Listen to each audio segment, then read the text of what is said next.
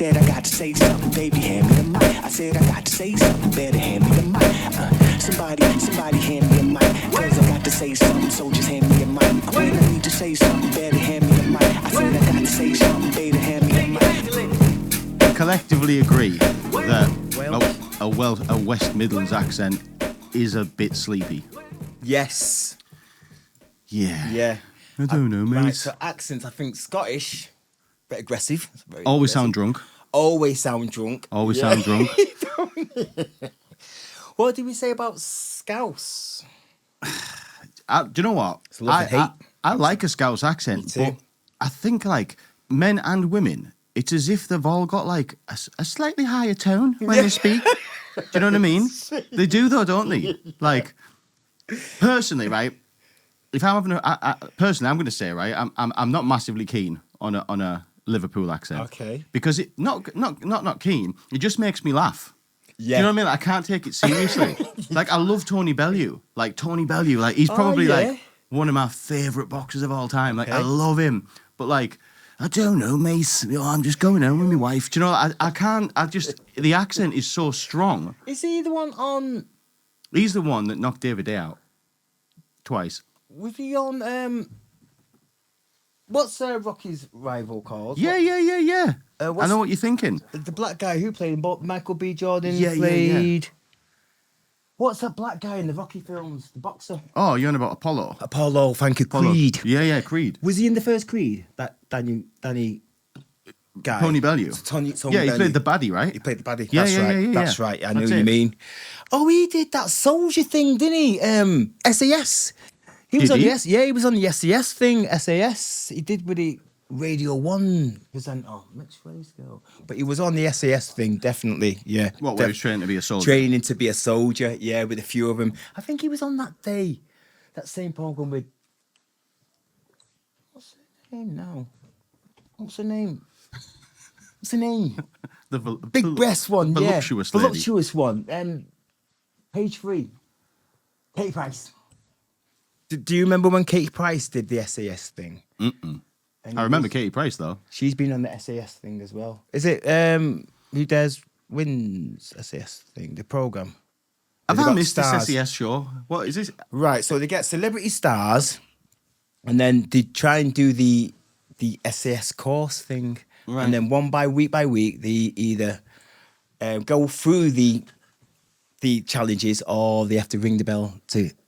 So it's whittled down to the last like, few, yes. But it's real, like, physical exertion. Real physical exertion. Katie Price went on it? No, but she had the... Do you know when the practice and they put the cloth over your finger and they drag you to another room and then they...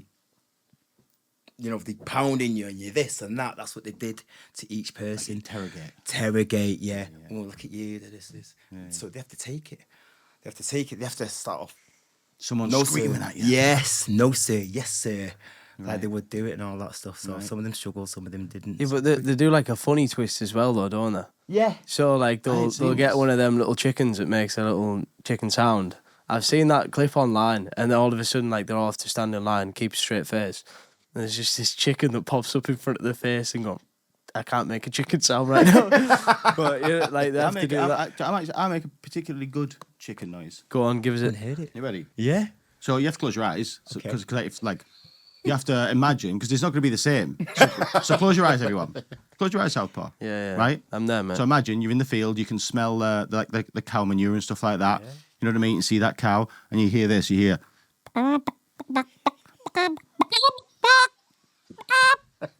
See that? You saw That's the chicken, actually right? quite decent. You saw the chicken. I was there. I was on the field. You know what I mean? You saw the chicken. Yeah. Just saying. Yeah. Not That's not it, just a mate. pretty face. See? You know what, Dan? That was chicken, pretty mate. good, that. It's all right, wasn't it? I think It's all right. we're both back very chicken. surprised there. Yeah. You expect the worst chicken sound I've ever heard in my life. Because we was thinking that it was going to be like, you know, when people do. But it was like a chilled. It was a chilled one. I like it, mate. You do. You sounded like a proper chilled chicken, like a proper relaxed chicken. Burger. Just a proper stone chicken. Give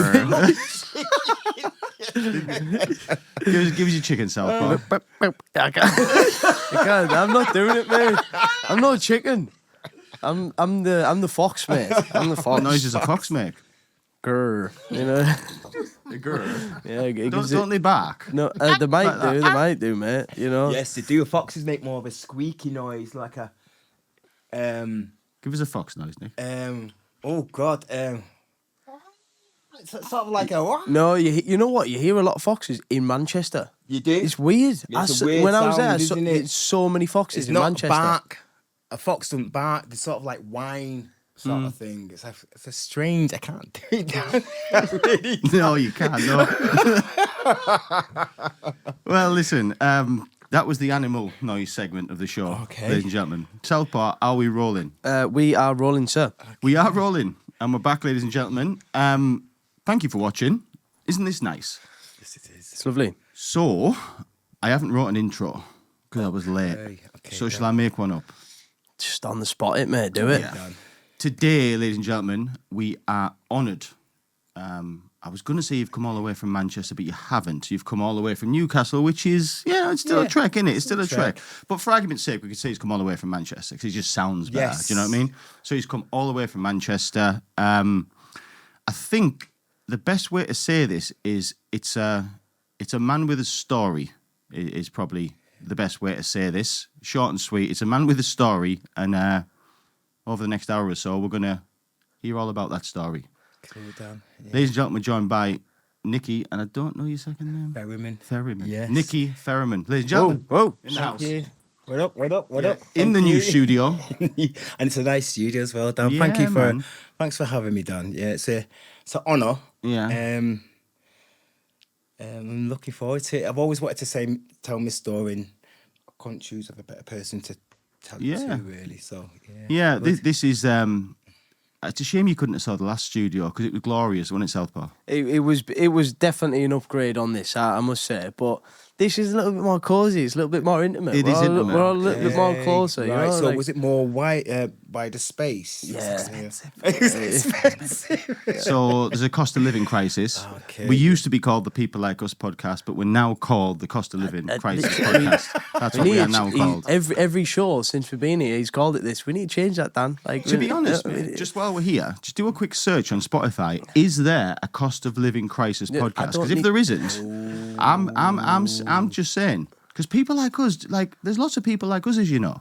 A lot. There's more a lot. than you know. There's a lot Correct. of people like us. If you Correct. search it, like you don't find us, you find other YouTubers Yes. and that are people like us.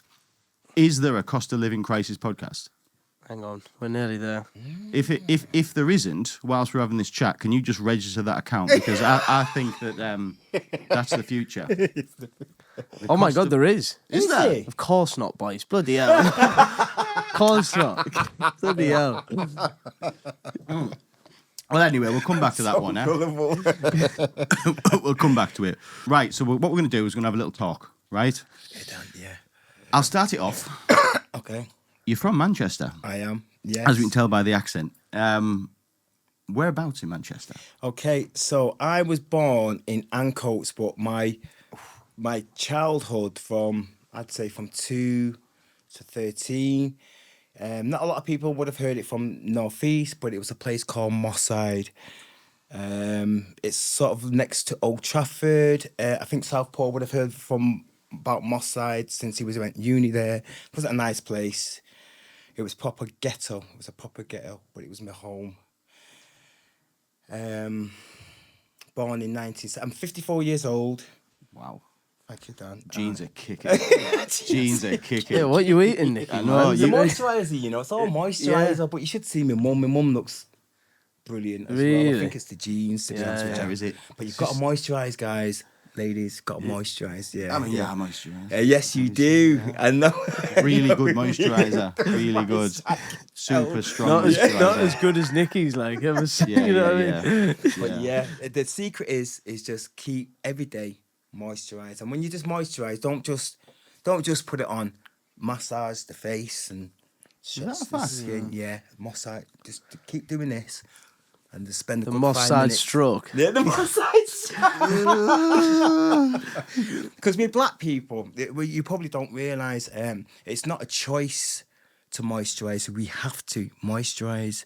So, Really? yes. So, have you seen okay, so an African person, I can't really explain to you because I've moisturised it. So if we didn't moisturise it, our skin would look ashy. Ashy. Yeah, sort of like greyish colour.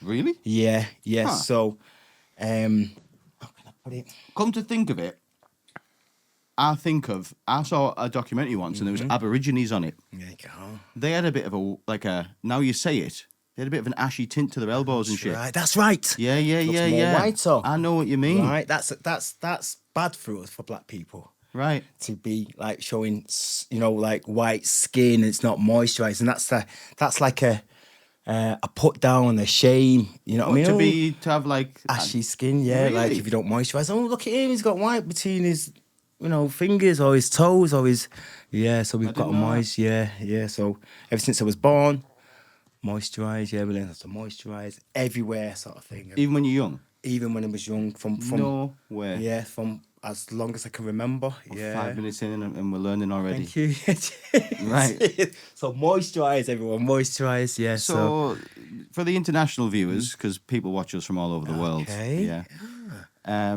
Moss Side is well known. well, not Oh, I certainly know about Moss Side. I knew about Moss Side really through music. Through music and documentaries. And to be fair, it is given a bit of a bad reputation Correct. as somewhere where there's a lot of crime, a lot of tough Yes, people, yeah. drug dealing, this, that, and the other. GUNs. I can't spell the stabby things, but them things. Mm-hmm. Lots of that. Been with a kid, didn't it, mate? It does indeed. Been Yeah, with a well, kid. well done, mate. Kniff. Okay, You know, the kniffs. yes. The kniffs. Yes. But on the same note, some of the people I admire the most are from there. There's a certain artist that's out and has been out for about a decade. Cheat mill lad. He's called Bugsy Malone. I believe he's got Cheat mill man. a bit of a route there, hasn't Yes, yeah, been in prison as well. Yeah. Yes. Yeah. Some very successful man. Yes. You know what I mean? Came from now, did it himself. And he's did it himself. Did it and look himself. Where he is now. Yeah, man. So basically, what I think he's used his negativity for positive outlook sort of thing, and he's done very well, to be honest with you. If half of the stuff that he talks about and raps about is real, even if it's exaggerated, even if half of it's real, That's right. Like- Dangerous. Yes. Yeah. and we think up here in Darlington, we think our council estates are bad or are rough, but like we don't have a clue. We don't have a clue. Okay. Because we don't have that sort of stuff here. There's no Yes, GUNs up here. That's right. No. That's right, Dan. Yeah. So how old were you when you got to Moss Side? So Did you say you lived in Moss Side? I lived in Moss Side from 2 till 13. Now, my mum wasn't from Moss Side, but she met. Okay, so my dad was ghetto. My mum was middle class. So my mum was. It's hard to explain, Dan. My mum wasn't ghetto. She was brought up by her granddad, and my mum lived in a prominently white middle class area In Manchester? In Manchester, basically, it was Charlton. Have you heard of? I have heard of it. Yeah. Charlton used to be even though traffic prominently white. So when my granddad came from Jamaica, he brought me mum over and lived in a prominently white area. So when my mum got with my dad, there was a bit of a stigma because my dad was ghetto. Right. He was a good man, but he was ghetto. So the mum's family were a bit. Exactly. Now my mum's family was small. My dad's family was big. So Are they both Jamaican heritage? both Jamaican. They come over around the same time? Yes, In the young. 50s? Yes. Yeah. Yes, Dan, Yeah, that's yeah. correct. Yeah. So when my mum came over and when my dad came over, they went to the same school. That's how they met. But this is 60s. You're right. Yeah, in the 60s. In the 60s. So my mum and dad would have been about 10, and then they got married early, and then Neil was born, the oldest. I was born in 1970, and then Jason. A lot of problems with my mum, Dan. A lot of problems. With your mum and dad, or just your mum? Just me mum. My mum ruled the household, the family. I was scared of my mum, Dan. Yeah. Back in them times, they call it abuse now, but you got a beating, especially with Jamaican families, Dan. They don't. They're disciplinary was with a belt, or do you know when you're putting a net curtain up, Dan? I know what you're gonna say. Do you know the wire? You know what I'm going to say, innit? I know what you're gonna that say. left whelps on me. And my mum thought that was normal. So this was just let me just thingy this. Yeah. Like, look, all little kids. The longer you go back in time, it seems as though the higher the discipline is. That's the way it seems. That's right. When I hear how I got told off, I got flip flop. That was the worst I ever got. Mine, the flip flop that's around right, my ass. Dad. Never it was just a sting. You know, more the embarrassment than Yes. anything else. You know what I mean? That was what hurt, the embarrassment. You go back another generation. My mum, she got the cane. Do you know what I mean? She got the cane. There's a little bit more wallop and shit like this. You go back a bit further, then you hear some horrible stories. Yes. Like some people, you hear kids got beat to, you know what, like Yes. real bad. And that was normal. It was normal. So what I'm asking you is, definitely not saying it's right, because that's to me, I'm completely on the fence with disciplining kids and not disciplining kids. I don't have kids. I haven't got a right to say. So like, I'm completely on the fence. Like, whatever's right for that family, and as long as it's whatever's whatever. But my question is, when you were getting this discipline, was it because in layman's terms you're a little bastard, No. or was it for nothing? For nothing. Right. Okay. That's correct, Dan. Right. It's a good question, that, Dan. Right. My mum, okay, so example, she got us up at all three brothers. Someone had drank the milk, the last little bit of the milk, and my mum kept us up all night to find out who took the last dregs of the milk. That always sticks in my mind, Dan. And I always remember, because my mum was militant.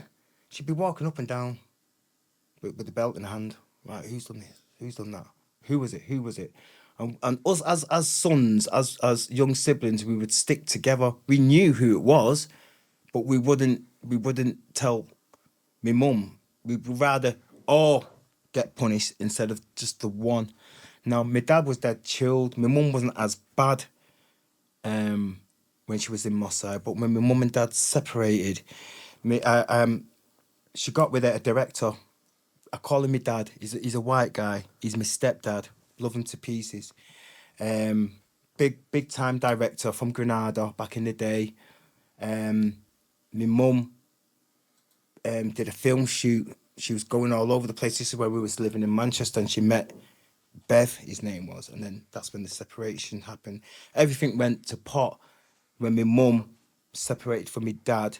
We were still living with my dad, and my mum sort of started her new life with my stepdad. Now, how we moved to Sale and an upper class area. Have you heard of Sale, Southport? Yep. Have you heard of Sale? Sale's Nicer, innit? Nice area. very nice area. Altrincham Hale, where the footballers live. Beautiful. We lived up there. Well, not yet, but my mum lived there with me stepdad. So when they got a new house, she got all three of us from my dad's. Everything was sweet. We weren't bad kids. We were still in the hood, Dan. But we went to school every day. Never wagged it. Never did this. Didn't join in with the ghetto kids. We went to school. We were fine with my dad. So my mum, it was our weekend. My mum took us. She goes, oh, we've got something to show you. When you're 13-ish. Yeah, 13. Yeah, about 12, 13. Neil stayed in the other school, and I had to move into school in Sale. Oh, God, what bad times they were. However, so my mum, it was her weekend. She took us, showing us the house. Oh, this is a new house. What do you think of the house? So we was like, oh, it's really nice, Mum. You're moving in. I went, just like that, Dan. You're moving in. You're not going back to your dad's. You're moving in. This is your room. This is your room. And you're moving in. So by the weekend was done, we had moved all our stuff from our dad's. We were happy.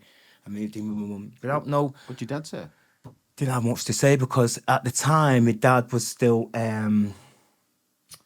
he didn't have a great job. He was struggling. My mum was the one who was career driven. She's always been career driven, my mum. My dad was still, just living life, smoking the weed a bit there, but he was a good father. He was doing his thing, but my dad was dead chilled, cool, calm, collective. My mum decided that she wanted better in everything. So husband, job, everything, but she did get. When we moved in there, everything changed, Dan. Oh yeah, sorry, yeah. So everything changed. My mum got really stricter.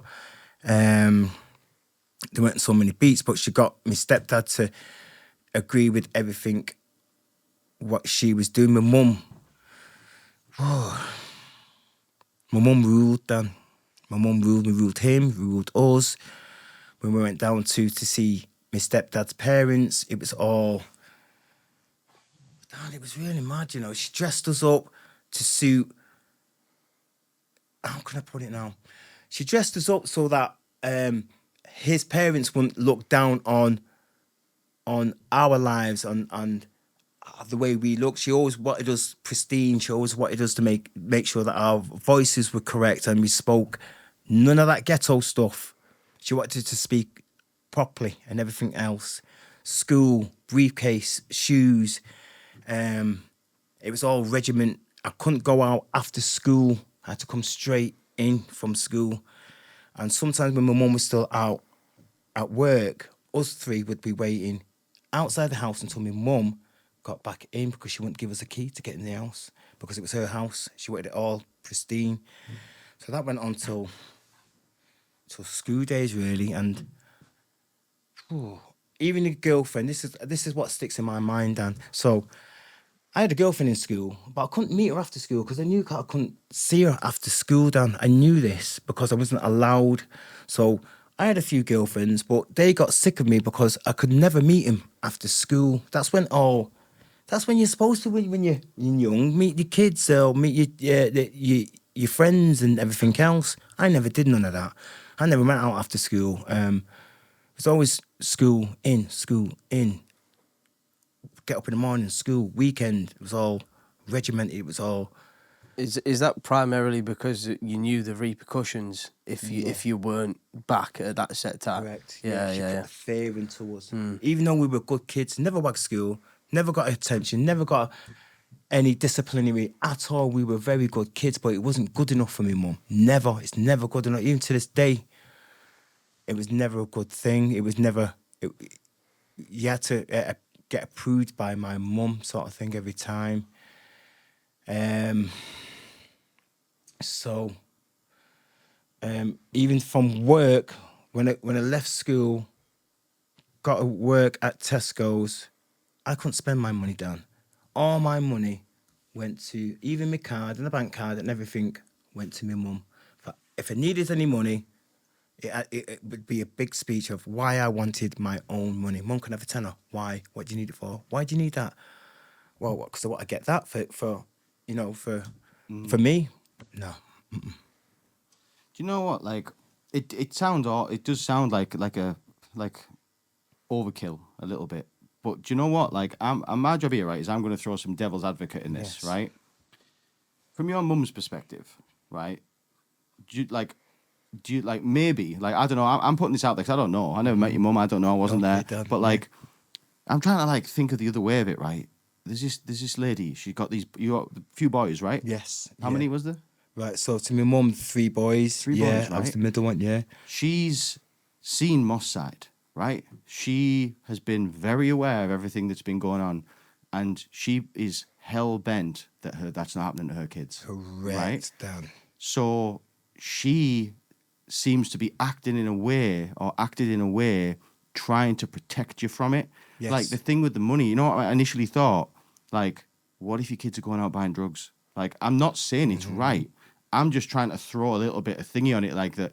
I'm asking, was that where she was coming from? Was that the idea? Extremely correct. But whilst that's happening, where maybe her intentions were good, in a way, even like, I mean, even with the beating and shit like that, like maybe it was to put the fear of God in you. Correct. To like, I can't do nothing wrong. Yes. But what happens there is someone suffers in it. Yeah. And you kind of getting left out because all your mates and everyone, like you then become the odd one out. That's right, Dan. There was kids, it's not to that extreme, but there was kids at school that were, I mean, for the most part, like I had a little bit of it. I remember there was a time, not in your world, but like there was a time where I was always the kid that had to be in earliest, right? And I remember the embarrassment. It was nothing on that scale. We were like teenagers then, and maybe like 12, 13-ish. You know, like we all had that coming in time. Like there was a time when you had to come in at 7, then you were allowed to come in at 9. Yes. And then you got that midnight Yeah. blessing. Remember? Yeah. It's always in there somewhere. Yeah. My 7 lasted longer than everybody else. Not by much, just a few months. Still. But I remember this one summer, like, and the embarrassment of it, and looking on the back field. I can remember me being in bed, right, looking on the back field and seeing kids in the year below me playing football. That's right. And I was like, I freaked. You know, like, no. She let it, you know, it changed in the end. But like At that time, you're suffering, man. I I mean, that is bad, but I was a kid who had to wear his bicycle helmet all the time. I had no choice. And Even then when you went on the bike? Yeah, even when I went. Well, that's what you like. Like, what you do as a kid in that scenario, like. Did you have a your baby seat your there? parents get told like, "Oh, wear your helmet." You don't like the one thing you don't want to wear it. So like in your scenario, don't do this, don't do that. It makes you want to do it. You make more. you want to do it. Yeah, you're That's better right, off getting yeah. it. Like, take the helmet off. So you go and smash your head. Like, then you'll learn to put your helmet on. Yeah, you know yeah. what I mean? That's right. Yeah. So here we've got Nicky and his brothers, right? You've had your spelling moss side, Yeah. right? Your mum and dad have separated. Yeah. Your mum's this really career-driven woman. Yes. Strict, very strict. Very. Yeah. Potentially good meaning. Potentially. Yes. Yeah. And now you're whisked off in this slightly nicer, well, a posher part now, yeah.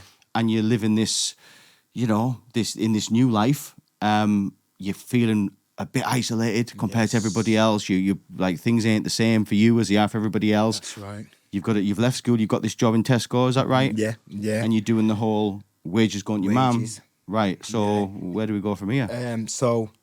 17, 18, 19, I carried on working at Tesco's. It weren't a great time for me at the time there, Dan.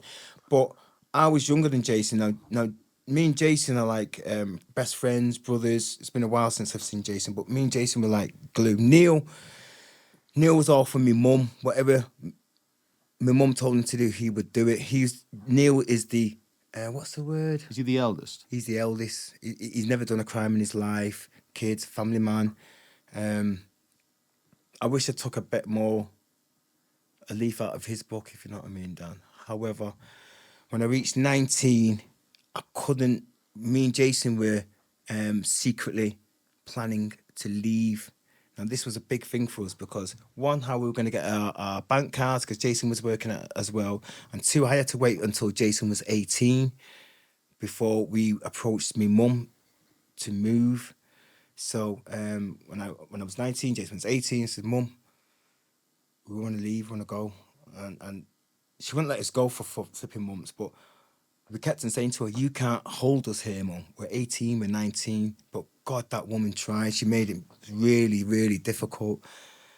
She eventually gave us the card, the money, and said, off you go. But don't come back if everything goes tits up. But we didn't know about the life, Dan. We didn't know about outside life or... do you know when you're younger, you have a little... You experiment sort of thing, don't you, Dan? When you're a bit younger, the cigarettes, to this, to that, and then you learn by your mistakes. You do all that in school years. The drink, everything. None of that was for me until I reached 19, 20. Yeah. So me and Jason left. We was only down the road from her, but we had our own flat. Now, my money went dead quickly. I started smoking weed, the girls, the partying. It just. You like the cage was, you let out the cage all of a sudden, bang. Life without the helmet. Life It's without the nice. helmet. It's nice. Helmet. It's good. See, that is something that is true, innit? Like, you can play it two ways, man. And like, is there a right? Like, you can be the overprotective parent, right? Okay, you have then succeeded in keeping, well, if it's gone to plan, you've succeeded in keeping your kids away from like smoking behind the bike shelter, going out, getting people pregnant or whatever, you know, all that. All right, you've succeeded, right? But there's going to come a time when you have to let the dog lead off, basically. In the end, you have to because they're an adult and they have the choice. That's right. And you do run that risk of, we have never done this and now we are going to do this. Yes. Yes. That's what it was like, Dan. Now it's on like It's Donkey on. Kong, bitch. Yes. Yeah. Easy. So I started raving because rave in the early. Okay, so I go with the years. So 1990, I would have been 20, 91, 21, 92, 3. I go with the years. So That was when raves were raves, were right? raves. Proper raves. Raves, good times, and Best of the best of the best. So I started popping this, popping that, having a good time. Now, I must admit, I was the party person. I was the one popping this, popping that. I was different, hence the earring in my nose. Down, as you can see, these I've had these since '89, Beautiful. and I've had that till at '87. Now, this What is it? tattoo is it was my first tattoo. That's a bird. Basically, it's a bird. But I went to Jamaica. Now Right. we get black foundation. I went to Jamaica for 6 weeks, Right. and there's this foundation called black foundation where I had to cover it because my mum didn't know about the tattoo. So all through the holiday, I couldn't take off my top, Dan.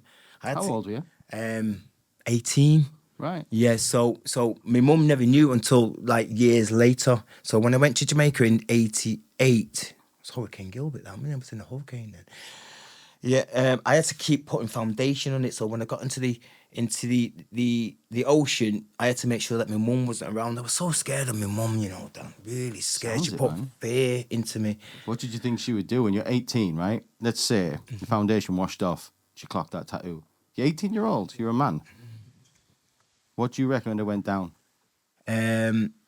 She would have cursed me, probably struck at me, and then she's got a good way of using God. Yes, Dan. God will strike you down. God will do this. God will that. Things like that. Yeah. Unfortunately, that's where my not hatred, but I don't follow Christianity or any religion whatsoever. The reason why is because of my mum and my mum alone. She was too deep. She was too extreme. God did this, everything for her. God is going to strike you down. You're a devil, you're a demon, you've done this, you've done that. And it affects you, Dan. It affects you after a while. So I rebelled. So if I'm a devil, I'll show you a devil. I'll show you a devil. So me and Jason sort of started doing, selling a bit of weed when we was in the flat. But Jason was the criminalist. Jason was the one he had. He was younger than me, but me and Jason are so similar. Jason went a little bit further. I started robbing cars, started doing this. Did you say Jason's 1 year younger than you? 1 year younger. Try and keep this close. Yeah, thank you. I know it's a nightmare, but Yeah. Is that all right? we don't know. Yeah, so you're good yeah. there, mate. Yeah. So Jason was younger, but me and Jason were similar. Jason was the one who moved to the flat with me, but Jason was more criminal minded. Jason was more street. Jason was more dangerous than me. Right. So you're the party guy. Yeah. He's a little bit more dangerous. Would you That's say that's a right. good... It's good and bad at the same time. Right. So it's a bit, I don't know how to put this. So when we started getting into crimes, Dan, how can I put this now? We started doing certain crimes that I'm still free of. The authorities don't know about. But I've done more of these crimes than I've done what I've done robberies. Well, what we're going to say before we go any further, and this is for all viewers, everything we say on this podcast may or may not be, or probably is or probably isn't, completely made up. This is all for entertainment purposes. So, there you go. Thank you, Dan. Shall I we like that. digress? Thank you. You know, So we make okay. stories up. We make stories. We Thank make you, stories up. Dan. It's for entertainment. I like that. Thank The you. entertainment world, mate. Okay, so Manchester's called Gunchester for a reason. Everyone had a gap. Everyone. I'm not going to say who or anything like that, but everyone Really, that many? had. It wasn't just one or two floating No, about. There was a lot. everyone. Everyone had. Even the normal household. Someone, yeah. Everyone. It's called Gunchester for a reason because everyone, even a normal family or me or my uncle or someone you know down the street, someone would have a piece of some sort. Someone knew a piece of some sort. Right. So, gun was easy to get. Bullets weren't. Bullets are very hard to get. Guns are easy. It's useless without a bullet. Exactly. You know? So a lot of people used to get what they call replicas. Now, the difference between a replica and a gun is just the pin. If you put the pin back into a replica gun, it becomes a live gun. So all it needs is just a pin put back into the replica to make it a live gun. That's all a replica is. It's a real gun, but just a pin taken out to stop it from being a rel. So that's how a lot of people used to got guns at the time. Or army people. A lot of army people left with the access to get certain weapons. And around the 90s, there was a big influx of army guys just walking right through the camp with all sorts of Glocks and Berettas and this and that and shotguns. That's where it all came from. All of these guns that flooded Manchester around this time, the vast majority of them were coming from the army bases. And the only way they were getting out of the army bases was by people who were allowed to have the access. And those people, well, ... You can work the rest out. That's right, Right. So, do you know when they finished their tour?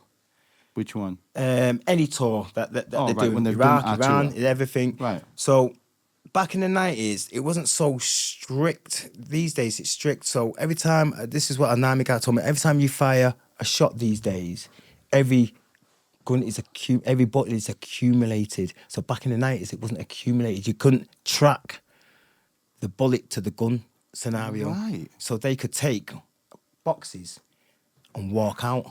Right. And then just distribute. But now you can't do that anymore because every single bullet now is logged, marked, recorded. Funny you should say that. I was just telling this story the other day, right?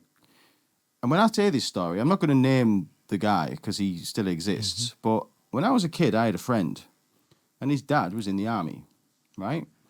And this was the early 90s, right? And was it the Gulf? Was there some shit in the Gulf, some shit like that? Iraq or something like that? Yes. Whatever. Between, side note, he was an absolute disciplinary dickhead, this guy, right? Proper knobhead. But I remember, I'll save all how he tortured his son and tortured us. We would just call puffs all the time. Wow. You're a pair of puffs. Because we were, little boys playing, be your pair of puffs. That's what he used to say. He used to have a shed, right? And in this shed, I shit you not. When I tell this story, people don't believe it. I shit you not, there was 3 guns in that shed. But we, as kids, we weren't interested. The reason the shed was exciting is that's where the motorbike was. Okay. This kid had a motorbike. I knew this kid for 5 years. He was never allowed once to play on his motorbike. It was almost as if it was done for torture. He had a motorbike. He was known to have a motorbike. But he wasn't even allowed in the shed to look at the motorbike. We used to look through the glass at the motorbike, and it was real. We'd see it, but he never got a go of it. And he used to say, and then I remember this lad crying, "Dad, I can't have a go on the motorbike." "Shut up, you little puff. You're not going on the motorbike." And it was mental. But this one day, because he was an army guy, he was away for a bit doing something army-y, right? And his man was a bit soft, right? And one day we did get the key. And this is the first time, and we were going in to look at the motorbike. Yes. We opened it up. I might say it was an awesome bike. It was a crosser, it had all the thing on, the stickers on. Nah, man, well, I don't know, but it'd been there 5 years that I knew it. This was a few years in. And we went in, and, oh my God, the motorbike, holding the handle, and, oh my God, this is real. Don't do that, you'll flood the engine. Oh my God. Kids are obsessed with motorbikes. But, on the side, there was 2, not hidden, not in the drawer, just on top. There was 2, I don't know what they were. There was 2 different handguns. One of them had a wooden handle, one was metal. I can still see them now. And they were dusty. They were around chisels, tools. It was all just laid there. And then there was this one, which it was a big gun. I'm not talking about a handgun. I'm talking about a big rifle. Gun. Yeah, and it had things sticking down underneath it. I think I've seen a picture of this sort of gun before. Did it have a stand? It didn't have a stand, but there was a bit of wood on it, a wood handle thing, and it was about that long. It was black, and it was on the wall. It was just on hooks on the wall. We didn't care, because I'd been looking through that window for years. I was not interested in the guns. I was interested in the motorbike. But it's funny you should say that. Lately there. Because around that time, what you're talking about, there was a guy. And I know for a fact. Exactly. He had 3 guns. He had 3 guns. There you go. I don't know if there was bullets. You know what I mean? I don't know. But you had them, though. He had 3 guns. There you go. That's what I do know. Yeah. And that was normality, I Yeah. take it. That was a normality. So where was this then, Dan? Where was it around? Around here somewhere. There you I go. think that it's universal. It's all over the military Yes, it is. background because, like, my dad tells a similar story. Like, my dad went to this private school called Scorton, and he famously tells this story of this kid who always stole his dad's military gear, was always selling it, and he was selling like armored vests. And this kid had one day bought an armored vest. It wasn't my dad, but another kid had bought this armored vest. Proper vest. Yeah, like a proper vest. Like it came with all this different gear all the time. Anyway, within this particular armored vest that this kid had stolen to sell, there was a grenade. Oh, So you I can didn't even imagine, know. like, all these private school kids away from the family, like, a grenade was taken out and a bus shelter was blown up. Like, they just threw it in a bus shelter and boom. No. So, like, you know, the access to it, I'd imagine back then, was even greater than the one that you were experiencing. But, you know, it was all over the country, probably this military scam. But the epicenter of it all was Gunchester. Winchester. So these were floating around the estates, the Yes. neighbourhoods, the streets. Yes. Right, okay, so where are we at here? You and your brother, this Yeah. age, things are starting to get a bit more, the heat's getting turned up now. Yeah, 90s was a big money changer. Everyone earned money in the 90s. A good times the 90s, Dan. So, okay, yeah, I'm going to tell the story. So, I was watching, what was it called now? With John Travolta and Pulp Fiction. Fiction, yeah. Thank you Film. very What a much. film. Okay, so, do you remember the restaurant scenes? Yeah. Right, so me and Jason got the ideas. So that was our forte, Dan. Restaurants. That's what we used to do. That was good times. That's when we used to have the choppers, the chains, the cars, everything else. We did that for years on and off. Everything was sweet. Drugs didn't affect our minds then. Good times, Dan. It was really good times. It was prosperous. Every few months, I would work a certain place. Me and Jason would do our thing, none the wiser. And then a few years down the line, when everything was going right, my cousin put it to us, do you want to sell some drugs? Do you want to sell heroin? We thought, oh, why not? We'll give it a go. Was there a lot of heroin usage at that time? Yeah. There was. Yeah, You were back in aware the of it? 90s. Yeah, I was aware of it. You weren't doing it then? Exactly, Dan. I wasn't doing it then. Heroin didn't. Sorry, Dan. Heroin didn't interest me. The money was good, but with heroin or with any A class, any drug really, it gets on top, Dan. Mm-hmm.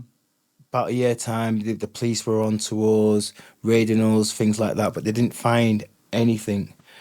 And selling the brown, just the brown. We just used to sell the brown. And at this stage, not taking it. Not taking it whatsoever. Was there a stigma against it? Yes, Because there was when I was a kid. correct. It Dirty. was about, yeah, you don't, no. That was, they were like, no. It was like, you don't do that. Because you could see the people who were on it and you were like, fucking hell. Don't Dan. look like that, man. And the heroin then, you can imagine it, Dan. So then heroin in 90s to what it is now. Dynamite. Exactly. Absolute dynamite. Dynamite took a little bit. It was dark. It was golden brown. It was the stuff. It was. If you take it, you'd be wiped out straight away. So it was good. It sold. I bet. And then me and Jason bounced out, got our own little round going, and there was an incident one time when we were selling the drugs where the old boss that we used to work for, he needed some heroin from us, and I said to him, yeah, we can do it, but I'm with my son at the moment. And no, he didn't want to wait because he was all cracked up. No, I want it sorted out now. I said, no, just give me a moment. I was with Ethan at the time. Just give us a moment and we'll sort it. So he must have been high, and he was like, yeah, you're black this, you're black that, you're this or that and the other. And I thought, what? Easy, mate. I said, just chill. I'm going to come to you. So when he threatened Ethan and my family, it got serious then. So I went looking for him with Jason. A week down the line, we met his boss. He came to meet us to sort out the your situation. boss. Yes. So this has now turned toxic. Yes. So this this middle boss. Yeah. You'd had this set to. He said some stuff. Yes. And now all of a sudden, he doesn't. He isn't. He's not looking for you because you're looking for him. That's now. right. Yeah. So now there's a problem. There's a problem. Right. So then Mr. Big Guy, Mr. Big or Guy. One Up, Yes. says, he got wind of it. Yes. He needs to sort it. Yeah. So What he happened? met us in Moss Side. Just you two. Just me and Not the Jason. boss guy. Not the boss guy. Yeah. So we met the big boss and his little firm of 5 people. They all came. They all came, and then me and Jason came around the corner. Exactly. So I get my strength from Jason, and Jason gets his strength from me. If they're going to take on one, they better get ready to take on my other brother as well. So little did they know that we were packing as well, just in case. We weren't going to get it out or anything like that, but these guys were packing as well. You all are GUNs. All had, yes. What did you say then, Dan? GUNs. G-U-N. I don't know. I'm trying. Yes, I'm you're trying right. to be a YouTuber, and Yes. apparently you don't say the word. Apparently, Okay. I'm learning. Thank you, Dan. But right. I mean, at the same time, I'll say the CUNT words. You know what I mean? Which also Okay. works the same. I like that. You know what is it? You're not allowed to say.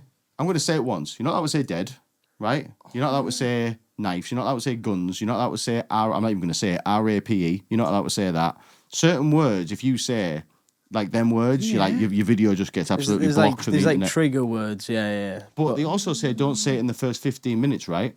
Something like that. You can get away with it if it's further Well, down the line. we're good now then. But aren't we? anyway, yeah. Interesting. Guns. Thanks, Dan. Right, so you all like guns. Yeah. Right. So There's a 5-2 scenario. You're walking up. yeah. How 5'2". are you feeling in that moment? Obviously, you got your brother's strength there. You're walking tall. Yeah. I thought I was going there to sort out his underlings' attitude. That's what I thought I was going in there. So as soon as I got there, me and Jason, the guy sticks. This is what changed me. So the guy pulls out a GUN, sticks it in my temple, and starts doing all this and going, right, I'm gonna blow your head off, mate. I'm gonna blow your head off and all that stuff. And the guy thinks he's getting me scared, but he got me mad. I thought, I'm not even here to talk. So,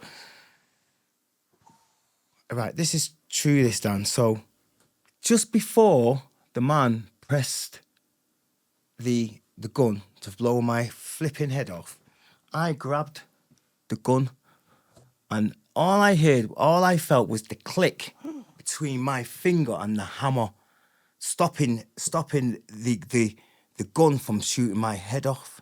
So my finger got caught In the thing? yeah. So the hammer, Yeah, so it couldn't go. it couldn't go off. Right. So I grabbed the gun off him, and all hell breaks loose. Jason's fighting, I'm fighting. The car pulls up. I'm going over the car, wrestling with this gun. I get the gun, and I cogged the hammer back, but I shouldn't have cogged the hammer back because it was already one in the chamber. So if you do that, you're blocking the chamber. If you pull it back again, either it comes out, the gun, the bullet, or you're blocking the chamber if you trying to reload it again, if you know what I mean, Dan. Yeah, 'cause So it's I not- blocked it. So when the guy was on the floor, I'll never forget it, Dan. Could have killed him on me, Dan. Could have killed him, but it was blocked. I couldn't. Wow. So I had his gun. It was a 45 barrel. The bullets were like that. When it opened it up, the bullets were huge. Jason got stabbed in the process. Had to go to the hospital, and I vowed that I was going to get this guy for what he did. Now, So at the end of this like thing, it all like dispersed. dispersed. Everybody scattered. Yes. What happened to the gun? Yeah. So I had the gun. So you took it with you. I took it with me, put it in my thingy, took Jason to the You hospital. and Jason went one way, they went the other way. They went the other way, and then Is it in public? This is in public, in the middle of like a shopping centre sort of thing. In a shopping centre? You were outside the shopping centre, but all Were people seeing what was going people on? were seeing it. Right, so Dan, there was no cameras back in the 90s, really. Just word of mouth. Word of mouth. No camera phones either. No camera phones, no nothing. So just word of mouth, you're right. So I looked for, his name was Penfold. I wished him death for a week, and then a week later, Dan, the man died of a heart attack, you know. The same guy. I wished it, and I was looking for him for a whole week. And do you know what was funny? The man phones me up down and goes, I know what's happened and all that stuff, but can I have me gun back? What the hell? Can I have me gun back? It was a nice gun, wasn't it? It's a nice gun. You know what I mean? Yeah. So I was on the phone going, are you for real? I'm gonna kill you. I'm I'll gonna give you do the this. gun. Yeah. I'll give you the gun. Yeah. So his boss, man, the main guy, his name was no We've name, gone up but even further now. even further. So we're now 3 up. 3 up. The main guy, the So guy. he is now, we're talking some boy now. Yeah. He's running stuff. Running stuff. He was the main guy. I knew about this guy. Everyone knew about this. But you never meet him. Never meet him. He's that guy. So he came personally, knocked on our door. It was unexpected. You didn't know he was coming? He didn't know he was coming down. You and your brother sat in the flat? Sat in the flat, knock on the door. He comes up with a few guys. He goes, you got a property of mine, haven't you? I says, yeah. And says, someone's already asked you back in it. I says, yeah. I says, it's mine. Can I have it back? So took it. No gave problem. It back. When he gave it back, he goes, do you want a job? Oh, Dan, I couldn't believe it. Do you want a job? We was like, well, yeah, but isn't it going to be any repercussions? He says, nah. He says, what you did, I've been told what you did that day, that suits me just fine. So we worked for him for 2 years and everything like that. So you now had direct contact with this guy? Direct contact. He was Would that giving us... have put you up a level then? Yeah. So you now become... You've made a few jumps up the ladder now. Yes, Dan. So, Right. So things were going really good. A lot of money, a lot You of got cars. promotion? Promotion. Yeah, that's right, Promotion, Dan. man. Yeah. Better positions come up and Positions, things like you that. filled that position. And so unfortunately, Dan, because power of a gun, it's dangerous, Dan. Yeah. It's really dangerous. And it's so final. It's so final, but Like that and everything changes. correct. Yeah. Everything. Correct. Lives change. Yeah. Your balls are big, you this and that, you be cheeky more, you're a bit more nastier because you know you've got one of them just right here. So you can talk to the biggest guy and it doesn't make no difference to you. But I didn't like the way it was, Dan. I didn't like that life, but I continued. Now, where it all changed was the crack, Dan. The crack messed me up. Jason didn't know, no one knew. I was taking it secretly in the house. Jason was still doing his thing. Jason used to do the nights, serving to the prostitutes, and I used to do the day.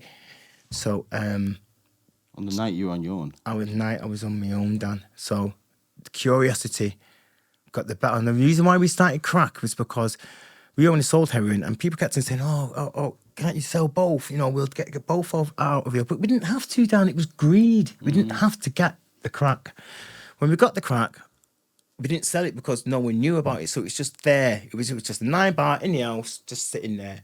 So Jason went out with his girlfriend, and one of my worst regrets, Dan, trying that.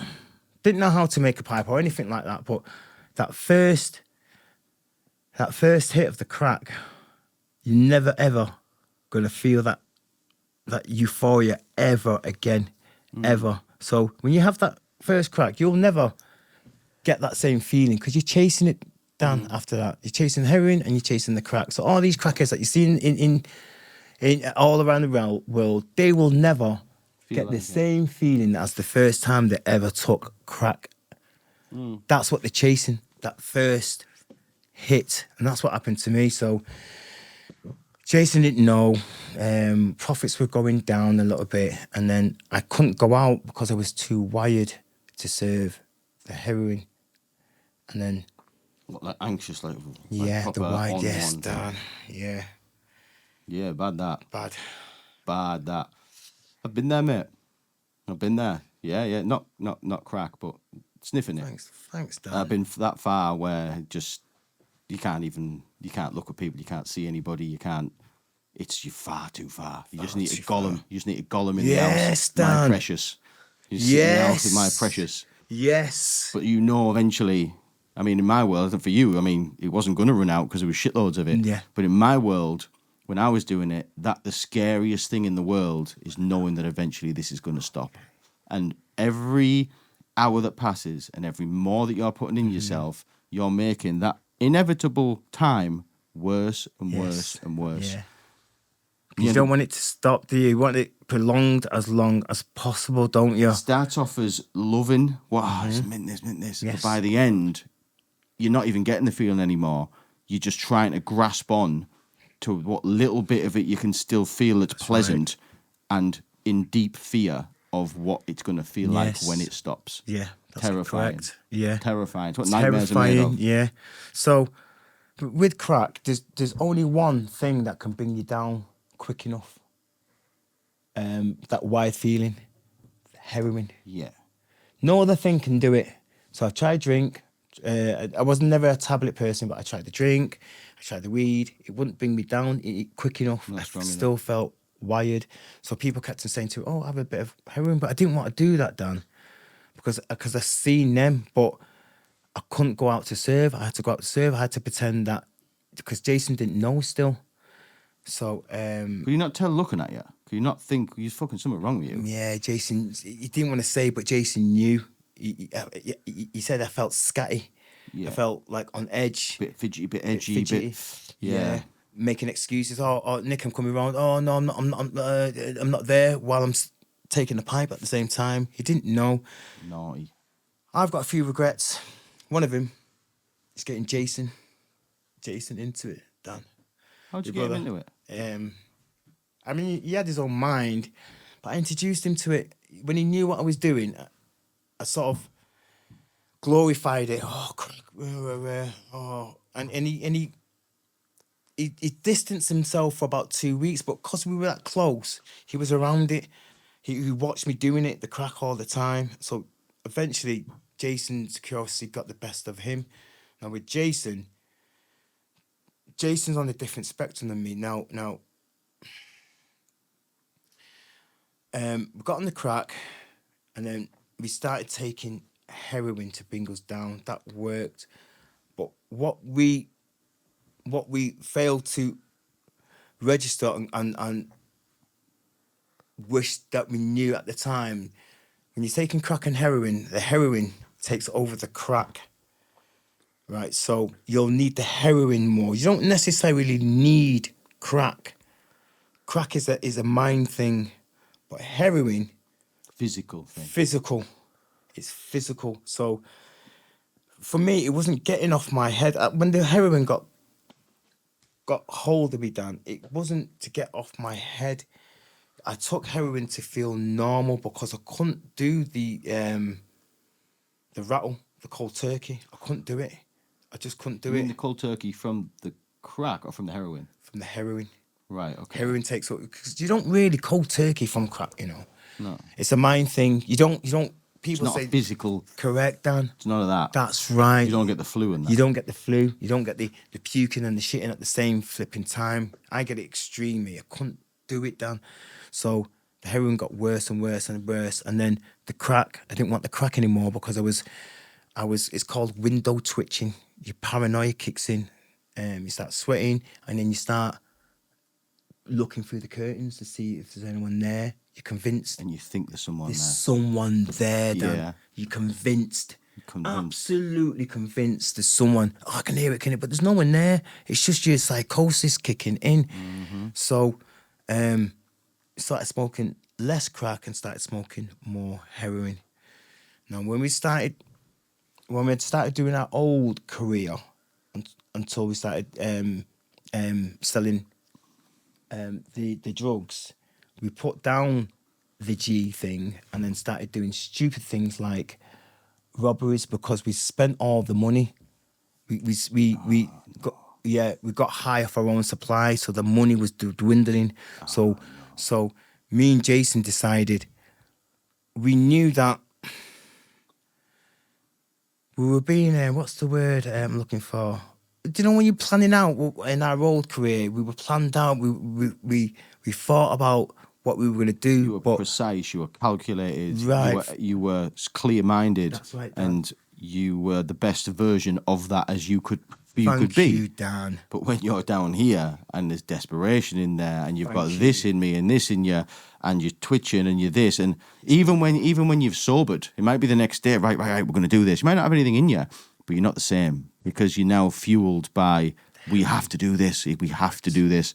It doesn't matter. We just have to get it. Dan, And that's what happens. Because back then, before it was that, if you might have got to a point to think, I don't like the smell of this, no. Let's not do this. Let's just have a little think. You might come up that way, but when you got to get that cash because that guy needs paying. If that money ain't there, you got a bigger problem. You got a big problem. That's right. Big problem. Loads of Dan. That's right. There's all the pressures on top of the pressures, and it just builds up. So we started doing. This is what I've done a lot of my sentence for. We started doing stupid things, Dan. Jumping over counters. Going to B&Qs, Toys R Us, things like that, and it was just You get Toys R Us? Toys R Us. You get any toys? No, Just a cash. Oh. I think grabbed like remote control car or something on the way out as well. Imagine. Yeah. I love it. What a waste. I love it. Toys R Us. So yeah, it was B&Qs, Toys R Us, things like that, jumping over the counter. Just the tills or the back rooms? Sometimes the back rooms. Was it? Sometimes the tills, depending on what. Because the back room's a whole different proposition. When you're doing the back room, then there's hostages and shit coming into play. The till's just a smash and grab, give me it and gone. That's right, and gone. So sirens would be going all over the place. And what do you think the first thing, what the place that we would be going to, Dan? So we've got the money. Sirens are going all over the place. In a clear-minded person is you got to get as far away as possible.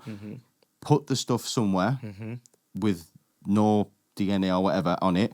Go about your normal life. Have a mint backstory. Know exactly where it is. Have it all mapped out. Nope, this is where we were. Got proof of it. Can't do nothing. Even if they know it's you. No, wasn't us like. Correct. So what really happened then? Right, so because all we want is the drugs. So sirens going off, and the first place we go to is the drug dealers. Nowhere else. We don't care, Dan. We don't care. Direct from the job to his house. That's not wise. Exactly, Dan. So eventually, we started doing more and more and more. Police were after us all the time, but we didn't know at the time. Next thing you know, on the front page on the Sun, these two boys. It was Your on picture. Your whole picture. Me and Jason's picture. Your face. The face in clear view. In clear view. But they haven't got hold of you yet. Not got hold of us. What was yet. it on a camera? I think it was from a camera from a Bookies. We used to do a lot of Bookies as well, Dan. Oh God, so many flipping it. My God. Yeah, I know. There's a few. I've done a few. I've done a lot of robberies, Dan. But I've done more the other than I've done robberies, and I've done a lot of stupid robberies, stupid ones. And it was all drug-induced robberies to fund our habit. So when it come out, it was in the paper. Where were you when you first saw the paper? In Moss Side, in the corner shop. In Moss Side, we went into the shop just to get some fags, and then do you know what the shopkeeper did? Because we went in there all the time, and he seen our pictures on the papers. He took all the papers and hid them, right, so that the local people didn't know that we was on the paper. Ah, that was really nice of him. Nice of him. Yeah, it was really nice. I like that. Did he tell you? He told us, yeah. Listen, guys. I know it's used. I'm going to take all these away, but it's on top. So me and Jason was really scared. It wasn't my first sentence. It was my first sentence, but it wasn't Jason's.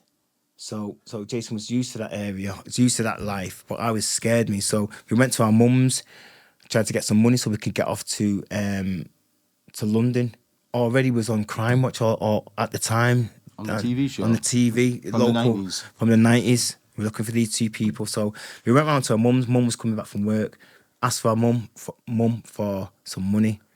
We looked rough at this, but she was just putting the bags down, going to the living room. I'll be with you in a minute, son. Now, she goes in the kitchen. We forget that every time my mum goes in the kitchen, she switches on the TV. Me and Jason was in the living room. So my mum goes, Nicky, our kid, come through to the kitchen. We go through the kitchen. My mum's looking at the TV like this, arms folded. We're on the TV at the same time that my mum's looking at the screen right in front of her. My mum's watching us. Do you know these two people in front of our mum? And my mum's like looking at us, looking at this, looking at us, looking at this. She says, right, I'm taking you in. I said, no, just give us some money, mum. We're getting off. She says, no, taking you in. So she. Everyone thinks that it was my mum grasped on us, but it wasn't. She took us to the police station. She was that proud that she didn't want the police to catch us. She wanted us to do the right thing, handle us in to the police station, do the right thing. First police station was shut. Second police station said, no, this is too big, this. You need to take him to the main police station. How can you tell? Do you know what I mean? How can you tell? These are too good. We can't have them here. Do you know what I mean? Imagine. Can you imagine? Oh no, not this police station, Miss Ferryman. Can you take him to the Stretford police station? I was like, Can't you take him? can't you take him? Have you I'm not got a handing car? this Do you know what I exactly. mean? Handing my sons in. There you go. And they wouldn't do it. I bet you were baffled. Baffled. Can't hand myself in. Want to hand myself in, unable to hand myself in. Right. So that's where we are then. That's where we are. So Off we go to the other one then. So we was on remand for ages, and why it was big news because my mum got exonerated by the judge, and he said these two when we was up in court getting sentenced, and the judge said these two would have got far longer, but because you as a mother, and not many mothers would do that, handed your kids in, I'm going to give your kids 3.5 years each. Now, by then, we'd already spent a year on remand, Dan. So, Just for people who don't know, what is remand? right, so remand is when you're in prison before you get sentenced. So, remand is when you're going through your court case, Right. or basically remand. If you can't get bail, you go on remand. If you're too dangerous, or If the crime's too severe and they're sure you're going to be getting conviction, or Yes. almost sure they'll remand you. that's Right. correct, Dan. Right. So I was on remand for Or a if you're in year. danger, flight risk, something like that, if you're going to do one, Correct, all Dan. that stuff. Yeah. Now I was lucky, mate. It was my first time in, but I was with Jason. I felt safe. It was in strange ways. You're in this place together. Yeah. So same cell, same prison, same Really? cell, all the way through my sentence. That must have helped. It helped, Dan. If you're with somebody, that is a complete game changer. Yeah. Big came. That would have been a whole different experience if you were on your own. Correct, Dan. Wow. That's I a blessing. knew- yeah, it was a blessing. That's Dan. a blessing. They didn't separate yous. No, never. That's no. weird. It's weird, isn't it? I would think they would separate yous. They should have done, Dan. You're absolutely right. They should have done, but the screws were good, so we would go to them, they would go to us. It was funny actually because when we got sent, it was all over the news, and then when we got through the reception at the Strange Ways gates, all the guards were like, "Hey, Bookie Brothers, the Bookie Brothers," because we'd done so many bookies. That's what they sort of dubbed us, the Bookie Brothers. So we had a bit of a reputation in Strange Ways, and it helped us. But I didn't use that reputation, but everyone knew who we were because it was all over the news. It was all. My mum had to go to Jamaica actually, Dan, to get away from all the reporters that were hounding my mum at the time. Really? And plus, we told our mum, collect the 10 grand. She wouldn't take it, Dan. We said, "Mum, take the. It was you who handed us in. Ask for the money, get the money to get the 10 grand." But my mum was too proud. She wouldn't take the money. She Wow. wouldn't. You wouldn't have to finish your sentence. I'd have been down there, like, where's that 10 grand at? Honestly, like, you joking? Like, It's true, Dan. But she would not take it, Dan. She wouldn't take it. Prison life, Dan. Prison life. What can I say about prison life? Full of men. Full of angry men. Full of men that shouldn't be in prison. They should be in a psycho flipping ward. There's a lot of that, Dan. A lot of crazy people in prison. And they only get dumped in prison because the psychiatrists or whatever, or the NHS don't want to deal with these crazy people, so they just dump him in prison. Now, Strange Ways, K-Wing, it's like Beirut. Everything happened every day. Now, if you're amongst it, something's going to happen to you. But if you're on the sidelines, you're getting through your sentence, Dan. But everyone always wants, especially in Manchester, especially in our prison, there's always this bravado. There's always a fight. There's always something going on. It's always hobbles, always keys. It's always something every single day in prison. you know, you talk about those two situations, which, like, for thingy, what you've been through in prison is my biggest fear. more than anything. Interesting, Dan. I fear that more than dying. I fear that more than family dying, and I shouldn't say that, Dan. but I fear that more than anything. I think it's the freedom being taken away, Okay. and I don't know, but that's a whole different story. Mm-hmm. But I always, when I meet somebody that's done it, and especially you've done it a few times, Okay, Dan.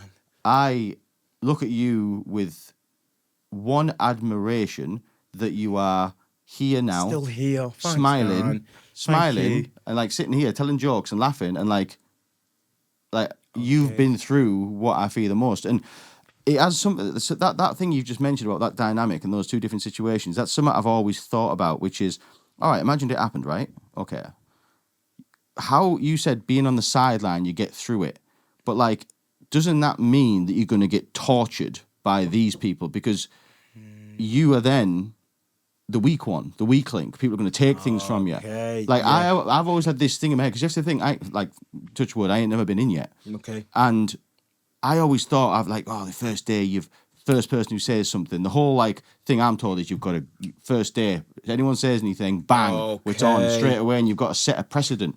But like, is that true, or is that just pipe dream? It's pipe dream. Right. But at the same time, if you get the wrong person starting at you, you'd have to show that you're not scared, even though the person can, that the person's going to do you in. Yeah. It's still, the people will show you respect, even if you stood up to him. So you have to have a go. You have to have a go, or be civil about it, but still hold your own, Dan. Got to hold your own in there. Have to. Once they show that little weakness, it's finished. I've seen people take all possessions from people's pads, the drugs, the everything. So once you get, okay, we used to buy vapes. Vapes is currency. So, the cheap ones from the shop, 88 vapes. Do you ever see them when you go into the shop? I don't think they're selling them anymore. But you used to get capsules. Now this box is your currency. This is money. So it used to be refills. Refills. Right. That's right. So they're already refilled. So what we used to get a pen, and then with one refill was done, you take it off, throw that away, put another one on, smoke it. This was currency. So if someone wanted a box of vapes, you'd give double bubble. It's called double bubble. So if you buy one, you give two back. Say that again. So you buy a box of vapes. Right, I bought a box of. How are you getting this box of vapes? First? Right. So you're buying it off your canteen. Right. So you've got this box of vapes. You bought it with your money you've earned. Yes. Right. Okay. You've got this. So a lot of people will sell the box of vapes because they've got money or they don't smoke. So, but if I sell this box of vapes to you, I want two back. 2 boxes back. 2 boxes back. That's the law of prison. You give one, I want 2 back. That's the law. That sounds like a bad deal. It is. But you're selling me one. You're getting money for it, right? Yeah. So I bought these vapes. Now I'm gonna knock them out. I'm gonna sell them because I want to make some more As vapes. singles? As singles or a box or whatever. So if it's a single, still double back. If it's 2, they want 4. If it's always double. Always double. Right. So some people would use their canteen, buy the vapes, and then knock them out to get more vapes.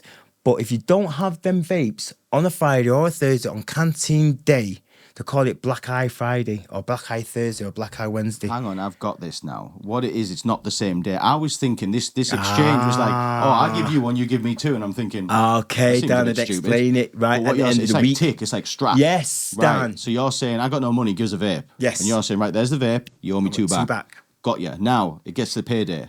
Yeah. If they don't, Someone don't pay you. yeah. So a lot of people get razored up, slashed, and everything like that. Now the secret is it's not just one razor. This happens all the time. You see a lot of people walking around with 2 slashes or 3 slashes on their That's faces. common in prison. That's common, very, very common. It's the ones they're the ones who can't pay. They're the ones who have grasped. They're the ones who have gone on to VP units. Now VP means vulnerable person, or don't like to say it. I know what you're going to say. You know what I mean, don't you? Right, yes. Those so people. Those people, Dan. Now, code, you don't talk, you don't do this. They're a separate breed altogether. And they are. And they are. Thanks, Dan. So, most of them will have 2 lines, and this 2 line is like a sign or a mark that he's been in trouble before. You don't get these marks unless that person has owned or he's done one from the wing and done the same thing. You get these kind of people. They borrow, and then they skip the wing and then do the same again. So no matter where you go, Dan, right, if you've got stigma on your name, if you're a bad person in one prison, I guarantee you when you get to another prison, everyone will know about what you've done and what you are about. Guaranteed. Without even no messages, no nothing, someone will know about you. Someone will know about why you left that prison and why, or why this mark's on your face or anything like that. People will know. Always do. In fact, the screws tell you what this person has done. You get some people that not supposed to be on the wing, if you know what I mean, Dan. These other people, they come on the wing thinking that they can brazenly walk about. Thinking people don't know that they're one of them people. Exactly, Dan. Right. Why wouldn't they just stay on the vulnerable person wing? Exactly. Right, Why would they want to put themselves in that danger? Because they feel as though they're not one of them. Even though they've done the crime, they don't want to be over there. They want to be the in crowd. So they don't consider themselves as bad as them, but they have been convicted for that thing. Exactly, Dan. Got you. So he's like, I'm not one of them. Yes. But that could be somebody who, like, for example, he had something with 2 weeks below 16-year-olds, Yes. and he's like, You get all hang on, that wasn't a little kid. Like, he's like, and he thinks I'm not one of them, but you kind of are, because it's the same conviction. Right, Dan. Yes. Doesn't matter. You've got that stamp. You've got that stamp. That's yeah. it. That's right. Even if it's 2 weeks or whatever, you've got that stamp. Once you've got that stamp, it's too late. You finish Too your late, fam. stigma. So the 2-line thing, it means it's a double-bladed. Did you know a double-bladed razor or a 3-bladed razor, you can't stitch it up. So if you cut someone with one blazer, you can stitch it up, can't you?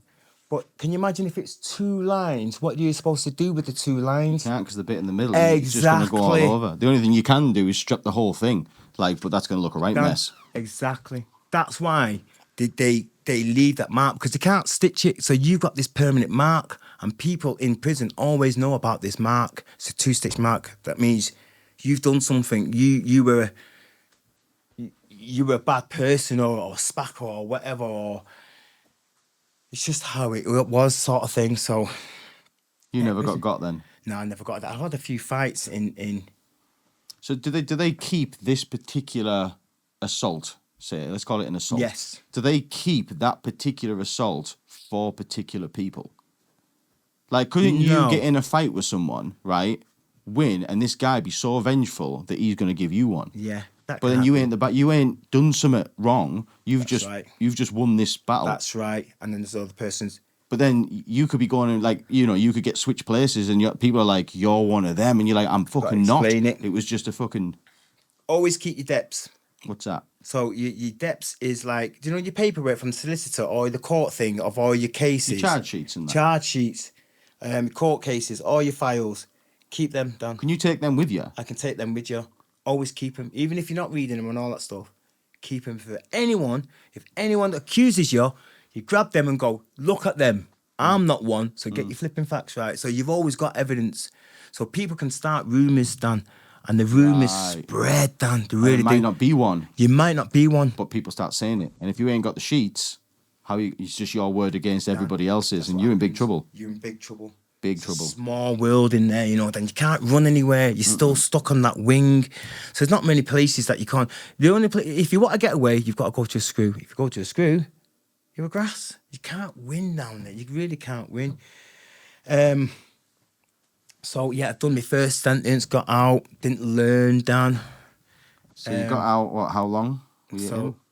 18 months, 2 years, and Yeah, out. it's about 2 years. So I got out in 2004. You and your bro get out on the same day? Same day, yeah. Right, so you spent the whole time together. Yeah. Again, that has definitely helped you. Yes. 100%. Yeah. Less people fucking with you, because it's like you have to fight 2 people. That's right. Big nightmare, that. Big nightmare, strange ways. I hated it. So you get out, straight back on it? No, we tried, Dan. Jobs? Jobs, things like that. But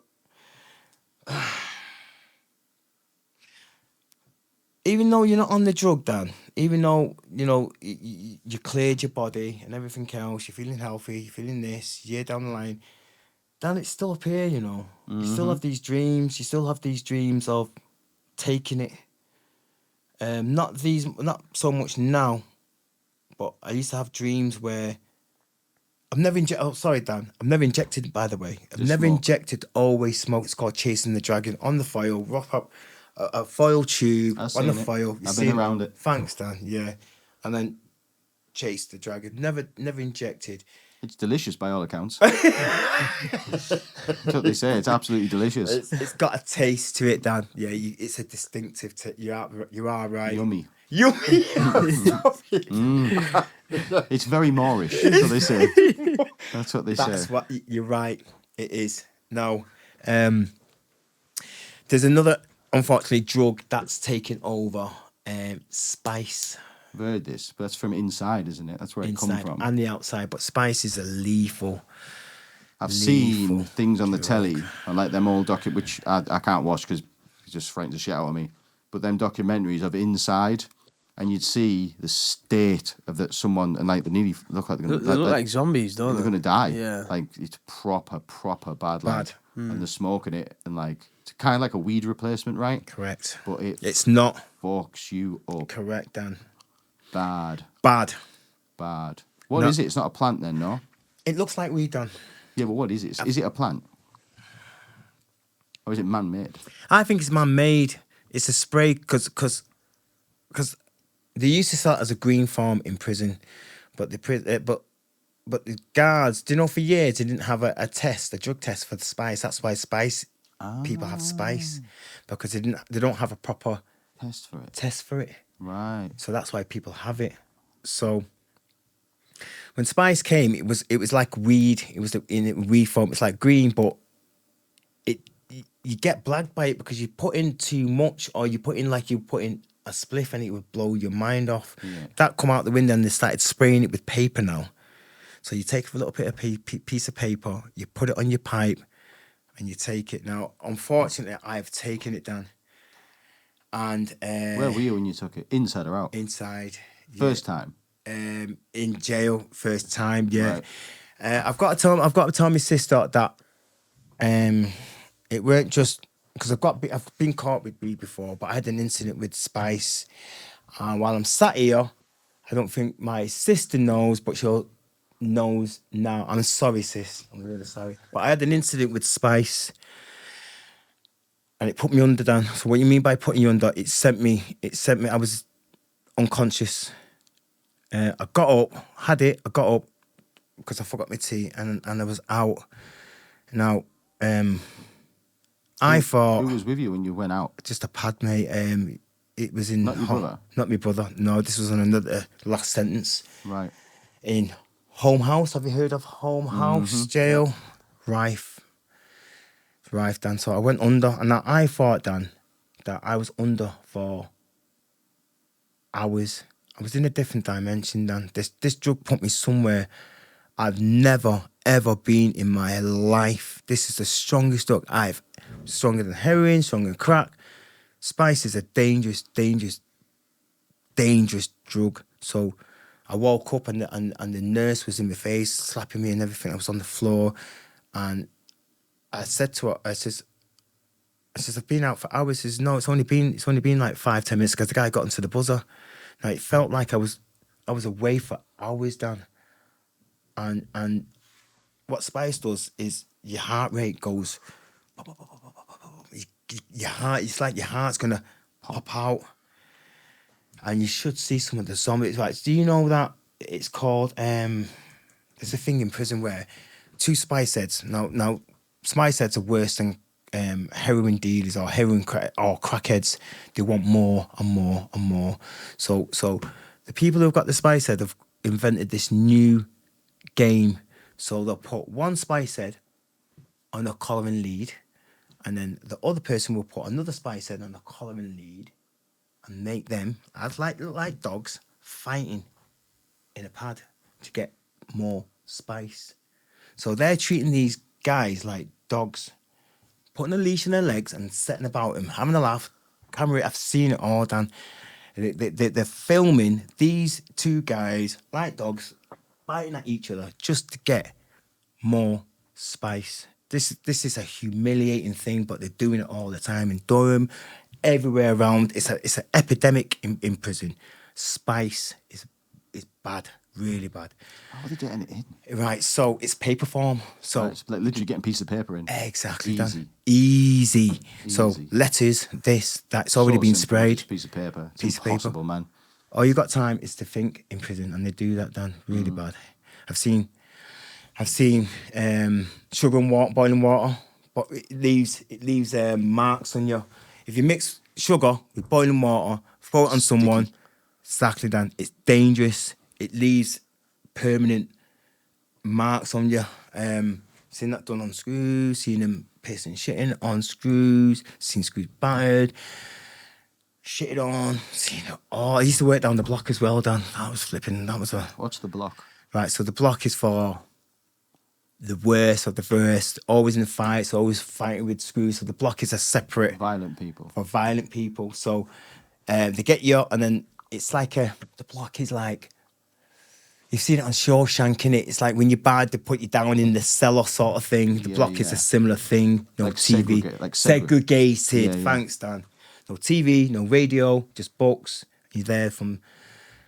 Not a nice place, Imagine that, man. Dan. Not a nice 24 place. hours a day, 24 just hours. you in this room with these books. Look, you can maybe do a day, but imagine you got months. That's it, Dan. You People go lose their insane. minds. You You go go insane. Crazy. You know, I actually know a prison officer, and they were telling me that in prisons there are, and I'm interested to see what you think about these type of prisoners. So there's prisoners that are called either insiders or trusted prisoners. Now, how do you is that something you want to be in prison? Is that a snitch? Is like Good question. That's a very, very good question. It's a fine line. Because I've never been one for throwing accusations. You get, for example, there was an army guy, he was a rich guy. You get all walks, by the way, all walks of life in prison. Firemen, businessmen, all walks of life, lawyers, nurses, all walks of life. You get some rich people in there who have just death by dangerous driving, mixing with a murderer. So these are the people that, the citizens who have made a mistake, not a crime, but have made a mistake and got sentenced. They're the ones who become trustees. They're the ones who don't want to mess about, don't want to join the crowd. They just want to, have a trusted job and cruise through. Do they get messed with? Yes. They do, big time. Unfortunately, they get a lot of shit, even though they're just normal people who've made a mistake, that's all. They've lost everything, and they just want to... But because they're trusted, because they're like listeners or mentors or reader, learner people take the piss out of them. Like, they think they're grassing every single time. And people got it in their mentality that it's too easy to call someone a grass, Dan. It's too easy. When it catches on like And that. it catches on, If Dan. the cool guy, let's call him that, if one of the top boys go, fuck him, he's a grass him. Correct. Yeah, he's a grass, and it just spreads. Because they're all spread. scared of standing up saying, no, he's fucking No, not. he's not a grass. Yeah, How that's do you know, right. like, God questioning it? Like, how do you know? How do you know? How do you know? I just fucking know, right? That's what... And then, who are you talking to? Like, all right, mate, he's a grass, yeah. Dan, well done. That's how it is, isn't it? That's how It's like it is. schoolyard shit. Schoolyard That's what it shit. is. Who are you talking to? Well, I'm talking to you because I hate that. I hate that phrase. Who are you talking to? Well, I'm talking to you because I hate that phrase. I really do. However, you get the young ones is what you've got to be. The older ones, older murderers, older this, safe. The younger ones, Trying to make a name. Full of it. dangerous, Dan. They have no morals, no respect, no nothing. Nothing can control a young kid. He's not being... That's what I've noticed. They have no fear. No fear. That's the most dangerous thing about being young. The lack No of fear that you've fear. got. Especially in males. Because you might get a young lad who's 18, 19. He might just so happen as well. He might be 6'2". He might have a hell of a frame. He might actually be a really good fighter. And then when you get that, and when he's been out, he has been running shit. like, right. or everyone's scared of him. He comes in and he's brave. That's right. And like people 30s, 40s, 50s, whatever, he's like, nah, like I'm the boss. That's and right. he's gonna let you know he's the boss. Yes. Scary. Scary. Dangerous. Young Happens people. all this, yeah, young people, very scary. They're unhinged. Right, so have you noticed in the news it's changing? Now, me personally, I wouldn't hit a woman officer. Even a woman, I couldn't do it. But the young ones don't think they'd easily knock out A female. a female. No problem at all. Knocked out because she's got that uniform. It's not a female, it's a uniform. And the young are really, really scary, mate. The last sentence in home, it brought me back down, I'm not going to lie. Too many young ones, too many of this, too many of that going on. I survived because I cut hair, Dan. That was my forte. From all sentences, I cut hair to make my extra money. Everyone always tries to make money. But in me, all my sentences, I cut hair. I was very good at it. That's how I stayed neutral. How Jason stayed neutral. Just got on with everyone. You have people who didn't like it. You can't get liked by everyone. But I just wanted an easy, just chill. But home house, man. Bad. God, yeah, I like Northeast. I like the Northeast. Just not the jails. Just not the jails, yeah. Well, listen, what I'm going to do is I'm going to stick a pin in it. 'Cause past 10 minutes, I've been dying for a wee. Sorry, ladies and gentlemen. I'm going to go for a wee. Listen, just so we know, to recap, when we come back, the story is we've done the first bit. Okay. We're back out. Did the try the job thing. Okay. Things start turning again. It's turning again. So stick a pin in it. Back in 10 minutes. Do you have a business? Thinking about starting one? Dash, the bespoke web design and branding experts. When you have a business that needs a professional online presence, when your current website is starting to look a little outdated and tired, when you have an idea and want to see it brought to life online, that's where Dash can help. Dash create bespoke websites built around your business and its requirements, from exceptional e-commerce stores to sell your products online, to beautiful brochures showcasing who you are and what you do. The team at Dash will become an extension of your business. You'll be assigned a dedicated team who will help guide and advise from the initial design brief all the way to the website launch. Not only that, Dash provide full aftercare to carry out any changes, alterations or updates quickly and efficiently. It's like having your very own personal web development team 365 days a year. Dash understands that in today's world, the right online image, exposure and representation is the key to success. Book in a free, no obligation consultation with one of their experts today to see how Dash can make your online vision an online reality.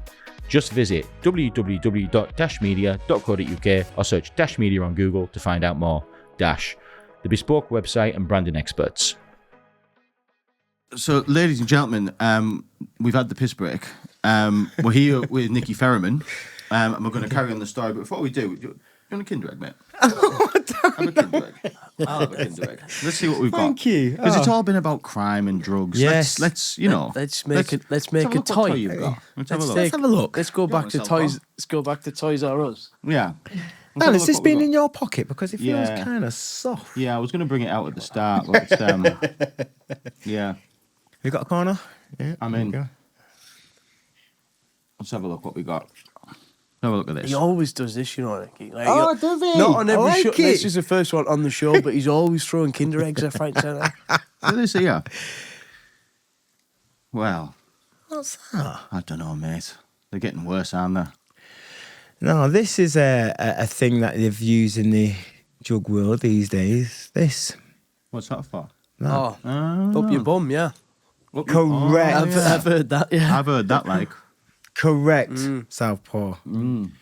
One, because it's smooth. Two, you can just lubricate it and it goes up, unfortunately. And you shouldn't really be speaking about it, but that is an easy thing to go up. Imagine, like, wouldn't you get it lost? Because obviously there's the tight bit. Correct. Like, it's more open in the inside. So once it's in, Yeah. like, how are you getting it out? Like, you have to, like, that's like dig. You know what I mean? But Okay, so imagine you kept pushing it up. when people are trying to tax someone when they come in, sounds disgusting, but they take a spoon, put the guy on the floor, and they, Have a look. help themselves, Right. if you know what I mean, with a spoon. Right. So they force the guy down, grease him up, or they stick washing up liquid up him. So someone, hang on. So if you know someone's coming in with something, you'll get information. Yes. He's coming in with this. He's getting it. And when he's coming in, we're getting him. Yeah. Because we're having it. Yeah. Right. And then Simple the end as of the that. story is that they get the goodies. They get the goodies. Shitty goodies. Shitty goodies, but goodies. listen, when you're inside of there, like, whatever, a little bit of poo, like, I don't care. That's worth a lot of money. Like, whatever. Where there's muck, there's money, right? Innit? That's what it is. You know what, Dan? Thank you. I'm going to keep this for my TV. Yeah, souvenir, I'm gonna do innit? a souvenir. Your toy looks loads better than mine, by the way. Yeah. Oh, that's kind of cool, actually. Yeah. What is that? Yeah. Kinder eggs, man. What characters is it, though? I don't know, mate. I just remember these, like, being really good when we were a kid. Yes. Bit more constructive, innit? But now they're a bit more... Give it a go.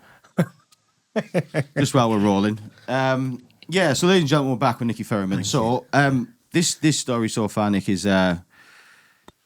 obviously it's entertaining, but it's also harrowing at times. It's emotional at times. It's scary at times.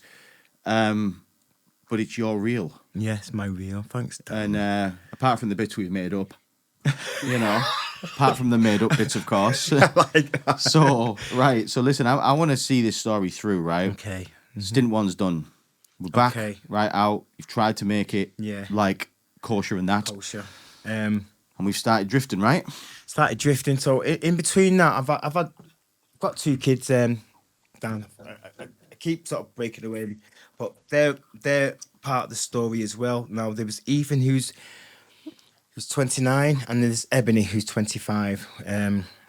When did, sorry if you don't mind me asking, when did they come into the picture? Okay, so Ethan, 96. 96. 96. So I was 26 years old. So this is post first yes. stint? Well, this picks up where we want to be in the story. Yes, that's so right. around this time, you've done stint one, and who was first, Ebony? No, Ethan. Ethan was first. Yeah. So And around then- this time, Ethan came into the world. Yes. I assume knowing what I know about biology, you had a girlfriend then. I did. Yeah. Yes, I did. I know it works, mate. I know it works. She had an affair. Head went a little bit west. Got back together, hence where Ebony was born. Breakup of relationship made me even worse. If I had a good foundation of a family, I reckon I'd avoided prison, but it wasn't to be done. So at this point, when you're out after stint one, what was the dynamics in, like, between, like, was your mum like welcome back with open arms? No. Everyone was like welcome back, or were you two estranged? Jason was my mum's favourite. Right. So Jason was never blamed. I was blamed because I'm the older brother. You should have told him what to do. Right. Couldn't win, Dan. It's you did it. Hi, Jason. Come here. Oh, prison. Oh, but you, Nick, don't want to know. That's how it's always been. I've had the firstborn, Ethan, and Mum made it kind of okay, Dan. Yeah. So when Ethan was born as well, my mum took control of that as well. So she had this power, Dan, I can't explain it.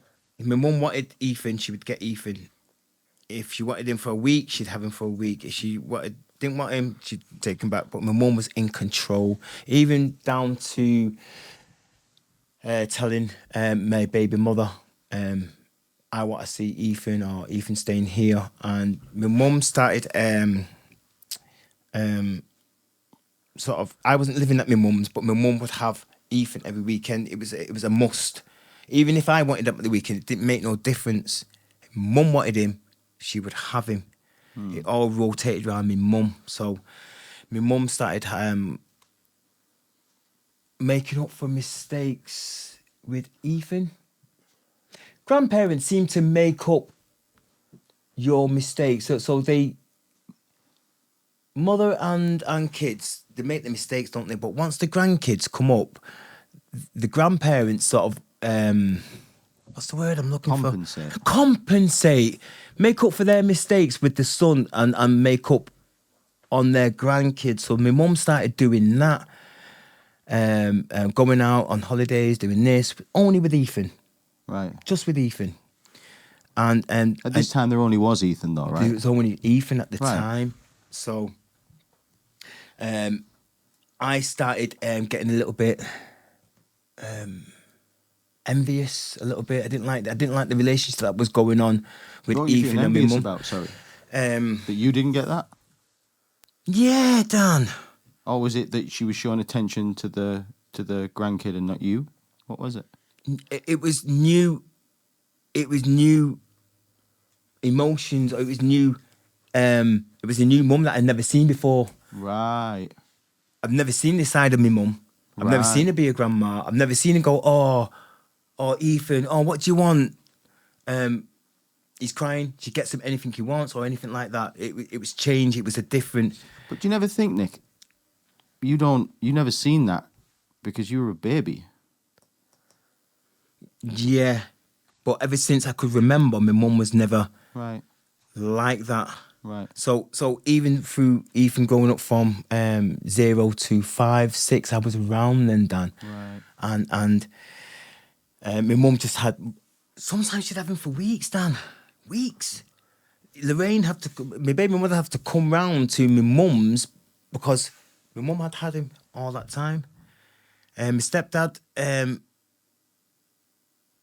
to this day, Ethan looks to my stepdad as granddad. That's who he knows as granddad. So I would thank him for that. Do you know what I course he mean? does, yeah.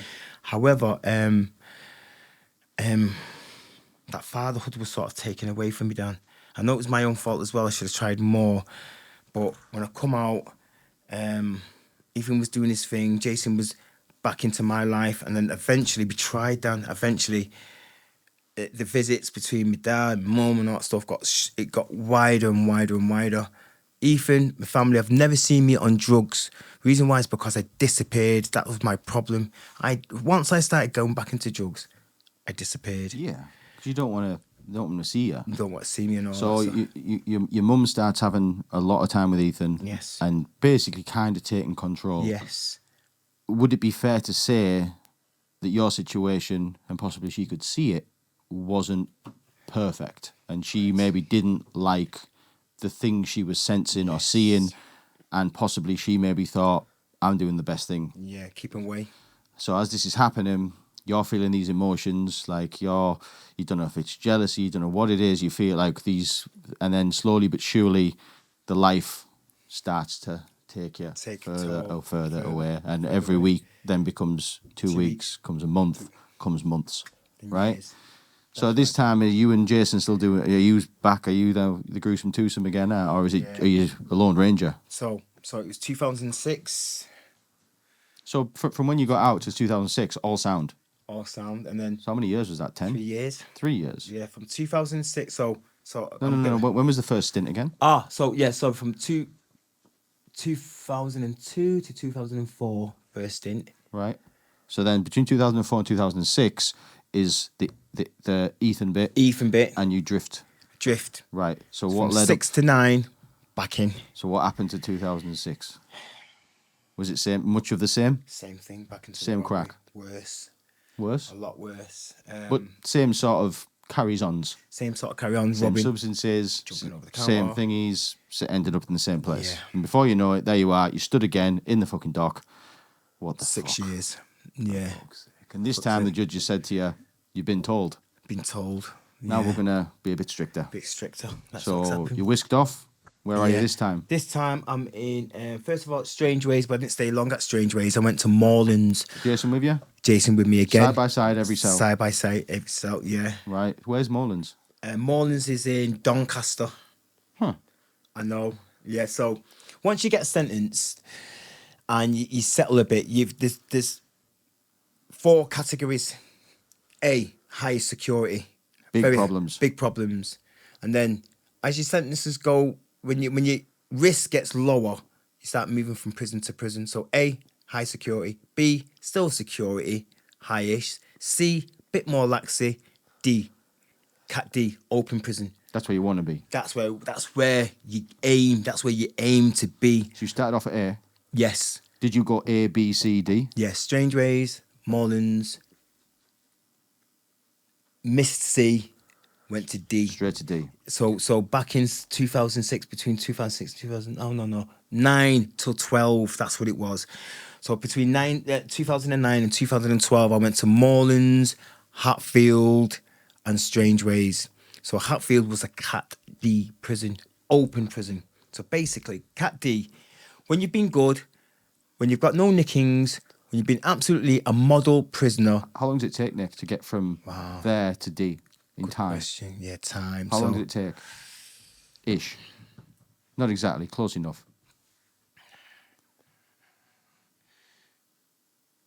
Half my sentence, so 3 years in. yeah, about 3 years, correct? Yeah, What goes on in D then? What's life look like in yeah, D? D. Okay, so in a Cat D prison, there's no gates around the prison. It's an open prison. I know. So you can leave I could leave. if you wanted to, Correct. but you weren't allowed to. I could do though. You A could lot have, of people do. but you get caught. You're not supposed to, but if you wanted to leave, the screws wouldn't stop you. Sorry, the officers, the prison officers wouldn't stop you. It's too much paperwork. So it's called absconding. So if you left Cat D and got off, you will never get Cat D again. However, you go back when you get caught, you go back to A, B, or C, but you'll never see D again. Right. Because they absconded.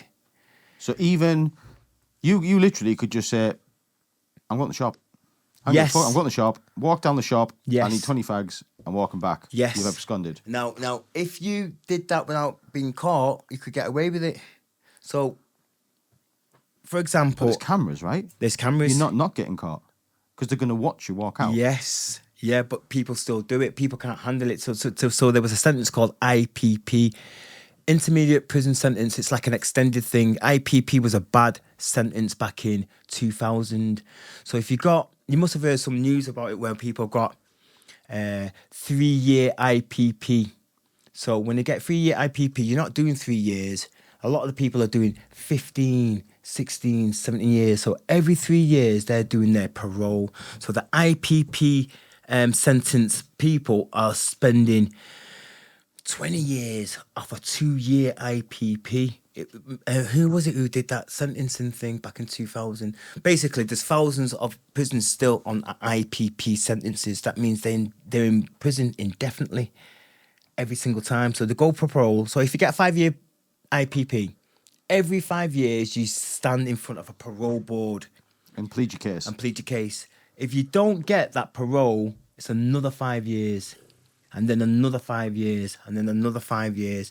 It's a nasty, nasty sentence. My last sentence was EDS, extended determined sentence. So that means I'd done it. It was my third strike. So, okay, we've whisked through this second sentence. Yes. You would have done about 4.5 of the 6. Correct. Done. Right, so you've gone down to C. You D. Yes. You finished it in Finished D. there. Back out. Back out. Then what happened? Darlington. You came to Darlington. I then? came to Darlington. Did you? you So not what year know? are we at now? We're at 2012. 2012. So this is why I'm in the northeast. Right. Basically, my mum said, "You're not coming back to Manchester. Jason can, you can, but I don't want you. I don't want you back in Manchester." So I've got family in Darlington, Dan. Right. My sister knows them, but that's how I knew. Can I mention my friend, my sister's Of course name? you can. Becky. Becky has been. You met her then? Yeah. Should I tell you how I met Becky? Go on. Right, so I'd ran in. Becky was 15 years old. She would come down from Manchester with my cousin. And the first thing, she's going to laugh actually, but I ran in and said, "Oh, my our cousin's just been shot. It's just literally someone had shot at him." I ran through to my grandma's. Becky was there, young little Becky. I was like, "Oh, uncle, your son's been shot, blah, blah, blah." And Welcome to Manchester. Welcome to Manchester. Hi, Becky. How you doing? Incident. Got some business Got to do. some business. That's what it was like. And She this was like- 15-year-old kid's like, what the fuck is this? Where the fuck have I come?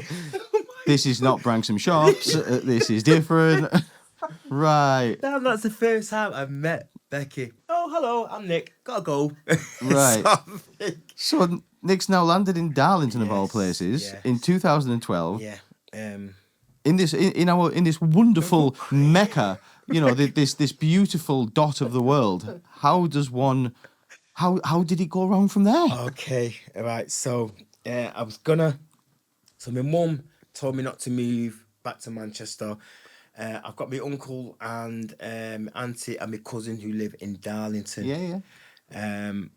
So when I was just before I got out in the Cat D, you can get I'll explain first before that. So every month in the Cat D, you can go home for 7 days out of the month. Literally go home. For 1 week of the month. 1 week of the month. For a quarter of your sentence you're at home. At home. So 1 week, get me stuff. See you in a week, guys. I'll come back. How long's that go on for? To the end of your Cat D. Brilliant. Brilliant, isn't it? Excellent. Absolutely brilliant. So that was Hatfield in. That's the prison you want. That's the Dan. That's the fucking prison. brilliant, That's that. what you. That's your You goal. could live with that. Correct. Like that bit there, if that was all it was, like still a fucking nightmare because you can't get a job, you can't do anything, but you still see your loved ones. Exactly, Dan. You get your last piece of human. You're still a human. You're still there. You said that word, human. Yeah. That's an important word. Yeah. Where when you're in prison because you're subhuman. Yeah. You're subhuman, Dan. In prison, you're Like an animal. an animal. You're less than human. Yeah. So that's what you want when you go. You're absolutely right, Dan. When you go to Cat D, the difference, the respect, the How you feel. how I feel, it's much easier. When you're 2 weeks in to being in your cell, you only 2 weeks ago you were hugging, not thinking about hugging them, not talking on the phone. You had them there. Yes. You had them in your arms, and in another 7 days they're going to be there waiting for you again. That's right. Again. That's livable. Exactly right. It's not ideal. It's not ideal, but But I you can look live with forward this. to yes, Dan. I can live with this. Yeah. This is each month you're looking forward to that yeah, normality. man. Beautiful. That's nice. Beautiful. Yeah. Thanks, Dan. That means, it must have been awesome. That's so feeling, like, that fuck. feeling, Dan. Yeah, Yeah. man. And I think it must be a good way to reintroduce yourself back into that Society. normality. Yeah. It must be the best way to do yes. that. You know, that's actually one of the good things. It's one of the good things I agree with. That's Yeah. That's right. That's right. So do you know our prison system, our prison, our prisons is the best prisons, one of the best prisons in the world. You wouldn't think it. How but so? it is. What factors make it the best? Okay, so America, when they get sentenced to like 25 years, most of the time they're doing 25 years. In our country, it's basically half or 3/4. Yeah. Living conditions is better. You get more opportunities and more support in prisons. In other countries, all the immigrants, Jamaicans, Romanians, Albanians, Mexicans, when they come over here, when someone's come over here and they come to the prisons here, it's like a camp for them. They're thinking, whoa, To live with this. wow, I can live with this. This is nothing like our country. And they're telling you all the stories. I mean, even in Jamaica, even in Mexico, you don't get food. You have to have a family member to bring you food. You've heard this, haven't you, Dan? this, man, yeah. Probably in Brazil, everywhere else. Yeah, if you ain't got people bringing you food in, you ain't eating. Exactly, Dan. Imagine that. Exactly. Now we get food. You get square. You get a TV. Can get Xbox. You can live nice in a prison if people are helping you. Most of the time, people are leaving things for you anyway. For when they get out, people leave their Xboxes. People leave their clothes. People are good like that. So I was getting my rattle in 2011-12, going into the Darlington. I was in a relationship with a girl from Darlington. After this, I shall tell you her name. You probably know. But yeah, it tried to make it work. Started working at the Keys in Yarm. Right. Tried to make a better, go on Nightlife myself, sort of thing. nightlife. Right. So you were like bar staff? No, I was thinking in the kitchens. That's my right, yeah, forte. food place. Dan. Yeah, Right, food right. place, back a house, the kitchen. So this is 2013, yes, 2014? 2015, things were Living going here, well. working here. Yeah. Things were sound. Things were good. Right. Contact with my sister. No naughty stuff? No, not stuff No doubles? as yet. No, not as yet. So I met a girl called Evie. She worked at the Keys. Got together. Family weren't happy about it. In fact, the family were pretty Once again, rich people, only kid. I don't blame him. This is one of my second regret. I was with Evie and I got back onto the heroin. She didn't know. No, she thought I was having an affair. So I was a working addict. Me, Dan. So I worked and I functioned. I was still taking the heroin. I was secretly taking the heroin. This is a few years after I got out. Were you living with your lady friend then? Yeah. How were you Stockton. doing? In Stockton? Damn, bad in Stockton. You probably heard of Stockton. Then Yeah, I know about Stockton. I mean, it was over the road. It was next door. It was right in front of my face. And then he went on holiday. I started taking more. She got back. She thought I was having an affair. I told her I was taking heroin. She went, okay, don't hide it from me. So I have it in front of me. So this went on for months. A curiosity again. No. Yeah, damn. No. One of my worst regrets. And she never did it before? She never did it before. She was green, Dan. No, I never forced it. No, because mate, I've been there myself. I've told this story before. But I got saved, mate. So long time ago. To save everyone the story, but I was once in a situation with, in a messy situation, and I was in the house with me, and I still don't know whether it was heroin or crack. It was one of the two. Okay. But this person was smoking it, right? And I wasn't doing that. I was doing pretty much everything else, but I wasn't doing that. And curiosity got me, and I said, "Gives a go." And I went over, and this person was like, "You sure?" And I was like, yeah, and they did it. And literally, it was ready to rock. It was in a bottle and a thing, and I was going to smoke it. And that person said to me, "Have you ever done this before?" And I said, "No." And that person went, nah. And like looked at me with either crackhead or heroin addict face. I don't know. This person looked fucked and said, "No, don't do it." And I was like, "What you mean?" And like, no, I'm not letting you. And I was like, "All right, then, fuck you."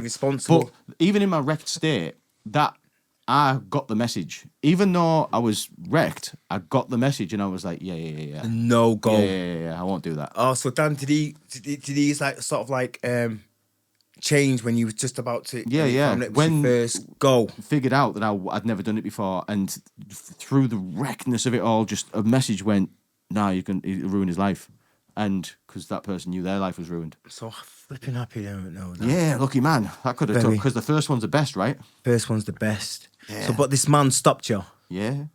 That means that man was a man that wasn't selfish in his. Yeah. He didn't want the responsibility of getting someone hooked. And that's where you went wrong. That's where I went wrong. But she got worse than me. Got worse than you? She got worse than me. Right. She sorted it out. She sorted herself out because her mum and dad helped her with the rehab. Took her in. But I said to her, we finished on good terms. Never seen her ever since. But I said to her, never come back into my life. I don't want to ruin your life anymore. But she was bad. She was bad, Dan. So you two start this toxic. Heroin. Yeah. How long did that go on for? Where it was you two were on it. Did crime start? What happened? No crime. So you're just doing it with your wages? With the wages. She working too? So you became recreational users, yes. Both of you. Yeah. She working? On and off. Right, but you were doing it with money that you earned? Earned every day, so I didn't get my money once a week. But you're limited, how much? Limited, that's right. Because there's not enough money to pay for a life, things you need, food, that's and right, enough of that to filter the habit. Correct. To like fuel it. Not nice, not nice. No. You're losing TVs, losing this, losing that. So we're selling stuff, cash converters, correct. Getting worse and worse and worse and worse. Right, but it comes to a point where there's nothing else left to sell. So, okay. So how it came to me, Eve, finishing. A family knew about it. It came to an end when she maxed out her grandma's card of grands. So that was the final straw. She got off, and then because I wasn't with Eve and I was just working, I lost my job. And then, okay, so in the paper, this recent thing, I've been done for robbing. First of all, a lady in McCall's, that the woman who the shop assistant in McCall's, And there was another incident where I grabbed a bag off an old lady. That's the bad stigma, unfortunately, but it happened. So Nick, this bit, this incident that you're telling us about now, this is the you and Evie thing. Yes. Evie leaves. Yes. You carry on. Yeah. And this is where it culminates. Yes. And we're talking Stockton. Stockton. Right. Yeah. So, bish bash bosh. Bish bash bosh, robbed the calls, City Town Centre Yep. in the morning. Yeah. Got bail for that. I'm surprised you got bail. No.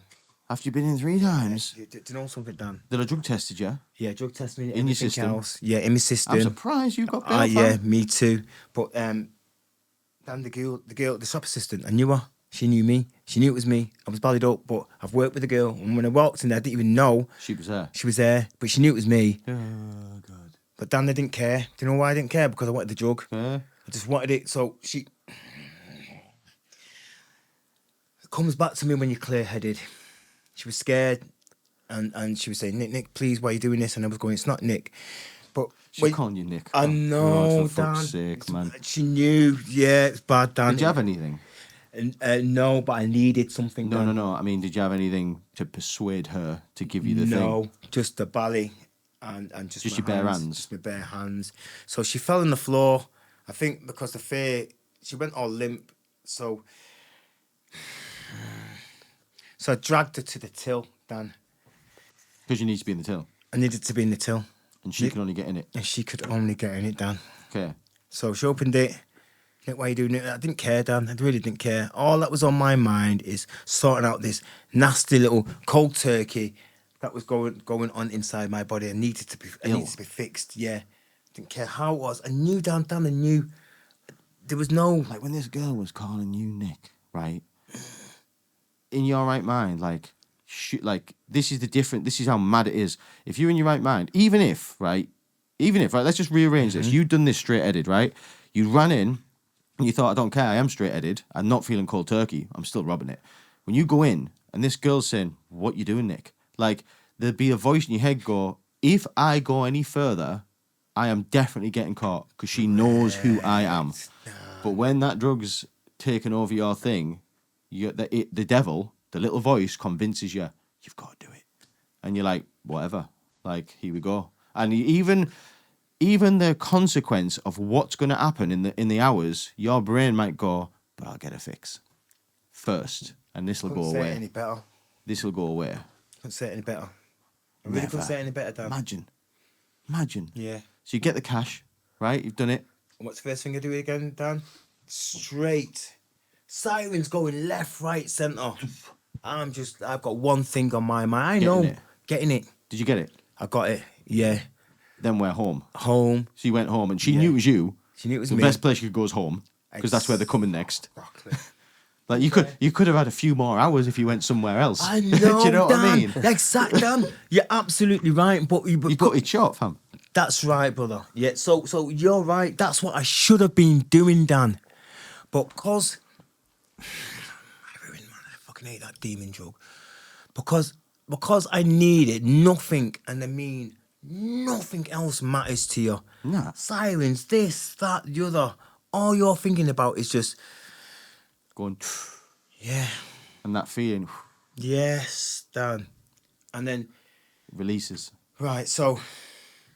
with heroin, as soon as you take that pull, that inhale, you can feel all the way from here, all the way down. When you blow it out, you can feel your body healing or getting the fix from the heroin. It's like Putting the life back into you. put your life back all To the your way tippy down. toes. Yes, Dan. It's a mad. Right to your fingertips. Right to my fingertips. Like an X-Man, like, yes, I'm back. I'm back. But it wasn't to get high. It wasn't after years of taking normal. heroin. It's normal, Dan. I know that feeling with weed. I know it's not nowhere Normal. near, but Yeah. I needed weed to be me. Function. Because I went, how long, 15 years, maybe even longer, smoke weed every day. And I didn't know what it was like to not be high. The only times I would not be high, I had it down to an art form. I never, like same as you, functioning, worked, earned money, ended up in sales, plenty of money kicking about. So I never ran out. And the only time I would feel, there would just be incidents. And it would be the second I woke up, the amount of time it took me to get out of bed have a piss, walk to the kitchen and light the joint up. 4 or 5 minutes. Yeah. That was the only time I ever knew that was normal.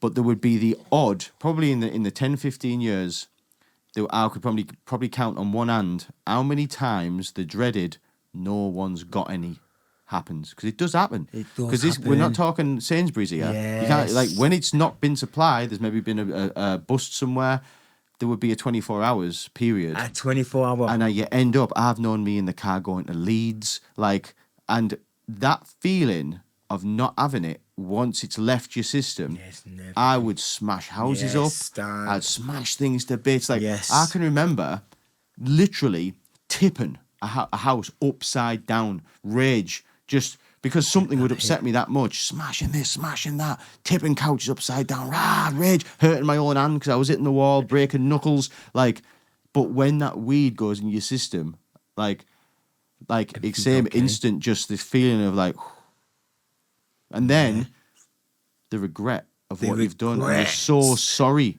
because all of a sudden you're normal again, and the people who you've hurt and the people who you've, I'll use the word abused because you would verbally, would never crack anyone, but like I would really have a vicious tongue at people and be really nasty, and then I'd be really like regretful at that point and be like, I am so sorry, because the people in my life only knew, because 99.9% of the time I was that guy. I was fairly a nice guy when I was stoned. Okay. But when I wasn't, I wasn't a very nice guy. Okay. And I know we're in completely different hemispheres, but addiction to a drug is addiction to a drug. Exactly. And Exactly. Yeah. it's just a different version of That's a it. version, but it's still addiction, Dan. You're right. Yeah. You still crave for that. I know there's different effects And severities. and severity. Well, yeah, love that. But so, Still look, the same thing. I don't need to know the next bit of the story. You have got what you wanted. Yeah. Did you at least get a chance to smoke it? Yes. How long did you get before they picked you up? 20 minutes? Not long, do you know what, Dan? How long did you get? It was a couple of hours. Was it? Yeah. It's not too bad. Not too bad because they didn't know my actual address. But Shift they must did- have been changing. Yes, it must have been a change of shift or something. Must have just caught them right. Yeah. You know, the shift change. But funny enough, it's the first bail I've ever got on that one. I can't believe you got bail. I can't believe you got bail. I can't believe I got Makes bail. no sense. I couldn't believe it because they didn't have... That's mental. They sort of knew it was me, but they had no evidence because He denied it, obviously. I denied it. Yeah. It's Camera in the shop. Do you know what they said to me? There wouldn't be any chance that your brother would be in Stockton at the same time. there? I love that. He went, no. But it was stupid, Dan, because they let Oh, me he's out. at the Bookies in Manchester. Yeah, man. He's at the Bookies. Yeah, man. I like that. But 2 days later, I'm robbing an old lady, unfortunately. I can't believe that. You literally got away with it. Well, not away with it, but there was a chance. Maybe that could have been not enough evidence. There could have been. There might have been an angle there that I might have fucking robbed that. I might have fucking robbed that shop and got away with that there. If I just stick to my guns, there's no evidence, I've got an alibi, might get away with this. 2 days later. Run out now. And okay, I'm having that bag. Dan, I will own up to the crimes I've done. Yeah, man. But when I know I did wrong, and it's always been a regret of mine, but a lady and the shop assistant, but do you know when they changed the story to make you look bad? Yeah, I do, yeah. Okay, so the truth is, I took her bag, but I never robbed her. The reason why I never robbed her, because she put it on the floor, it was an opportunity thing. So I took the bag and got That's off. theft. It's theft. It's not robbery. But because she said, as soon as you put or speak to a woman or put your hand on a person or speak, that's classed as robbery. The difference between robbery... Communicated, Dan. That's the difference between robbery and theft. If you said absolutely nothing... Grabbed and ran. Grabbed and wrong, theft. Without actually touching a Finger. or anything, that's Just like that. theft. And it's a totally different charge. And a total different charge. And a totally different That's sentence. correct, Dan. As soon as you open your mouth to speak to her anything is classed as robbery, or a touch is robbery. Fine line. Anyway, so I grabbed the bag, got off, but she said I sort of, Pulled it. pulled it and all that stuff. I can laugh about it now, but that woman, that woman chased me down. She would not give. I was tired. Fucking hell. Walking down the road trying to get away. When I looked back, the woman was still chasing me. I mean, No way. How old was she? it's about 70. When I read in the paper, she was 70 years old, but that woman was Superwoman. persistent. Imagine she got older. Imagine she got older than me. Sorry, take it. Take my stuff. Wait, bad. Listen, you laugh Yeah. about it. Nobody got hurt. No It one is- got It hurt. is what it is. Like, end of the day, it is what it is. Yeah, like, thanks, Dan. fueled by summer. It's the story. This fucking. Chase me down the hall. What a little scallywag. Do you know what I mean? And what It's did funny it what do? that shit does, Yeah. isn't it? You know what I mean? And you thinking this is a good idea at the time. At the time. A few Yeah. days later, when you're locked up on remand this time, when the reality and the turkey's Mm-hmm. gone, you're sitting there thinking, what the fuck did I just What do have that we done? for? What have we done? What a clip. Because I'm still, so 2 days later, I got sentenced, and not sentenced, got it in the police station. Now, They pick you up, yeah? yeah, got me from the house, Mornings, morning time. bright and early. In fact, no, Dan, it was on the day. Was it? It was on the day when it happened. It was further. It was later on in the day. You know the bag snatching. Yeah. On the day, the new Did that. dance So you'd came. gone home on the night, Got home at night. afternoon, On even. the afternoon. come straight round, Come straight. In fact, I was in the middle of doing that. enjoying the fruits Enjoying the fruits. after a good day's work. Oh, God. You know what I mean? How far in did you get? It wasn't your first bit, was it? Tell me you were at least you got a little bit into the. You know what I mean? Yes. You got a little bit in. I sorted myself out. Right, Wasn't right. enough. It wasn't enough, but I sorted myself before I got arrested.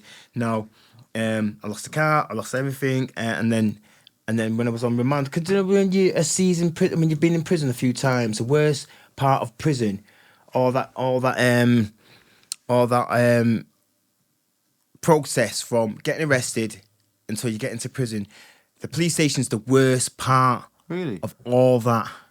Is it? Yeah. Why so? Because and in police stations you're in limbo. It's called limbo. You've just been arrested. You're feeling like shit. There's no TV. You've got these daft little thin little mattresses. It's dingy. It's not nice. That's where I've visited. Okay, I'm glad it's. Have you done? So That's the only place I've been so far. brilliant. That's it. It's not pleasant, is it? Knocking on the door, waiting for the shitty little foods and the drinks. Asked to go for a piss, shit like that. Asked to go for a piss and things like that. It was worst time for me. So when you get into prison, you start settling, you start getting your things, start sorting yourself out. You sort of try and settle yourself as quickly as possible before your sentence starts. So from police station to prison, you're on remand. Yeah. And then a few weeks or a few months later, you get sentenced, and then you leave that prison and go on to your sentence. Kind of your home. Your you gonna- home. Where you're going to be. That's right. Dan, this was my biggest sentence, and I've virtually done all of it. 6 years. Did the straight six, just about. Yeah, I'm 4 months shy of doing the 6. So you must have been a good boy then to do the lot. I've messed up a couple of times, unfortunately, yeah. Dan. Well, The weed situation. And then I was in the Kurt Lev, got kicked out the Cat D, home house, back to Cat D. Now things changed. When I got this last sentence, things changed. I had an epiphany. I knew that. Okay. When I got sentenced on this sentence, I went to Northumberland jail. I was on my own. I was on my own for months, Dan. And a screw pulled me up into the office and said, someone's been looking for you. Someone's been looking for you, and I need permission for you to say yeah. So when I found out who it was, things changed for me, Dan. And the person who was looking for me was my sister Becky. Becky was looking for me all this time, and she was the only person, Dan. The only person. She told me family they didn't want to know, Dan. She told everyone. And the only person that bothered with me all of them fucking years, Dan, was Becky, my sister. So when I got out, 6 years, the only person I've got a small unit, me, Dan. Becky is one of them, and my kids. She needs support in jail, Dan. You need support from outside, from inside, from everywhere. Now, I didn't have family, Dan, but I've got a family member, and there's one person I've loved above everyone. She's been there through thick and thin, and that's Becky. She's just been there for support.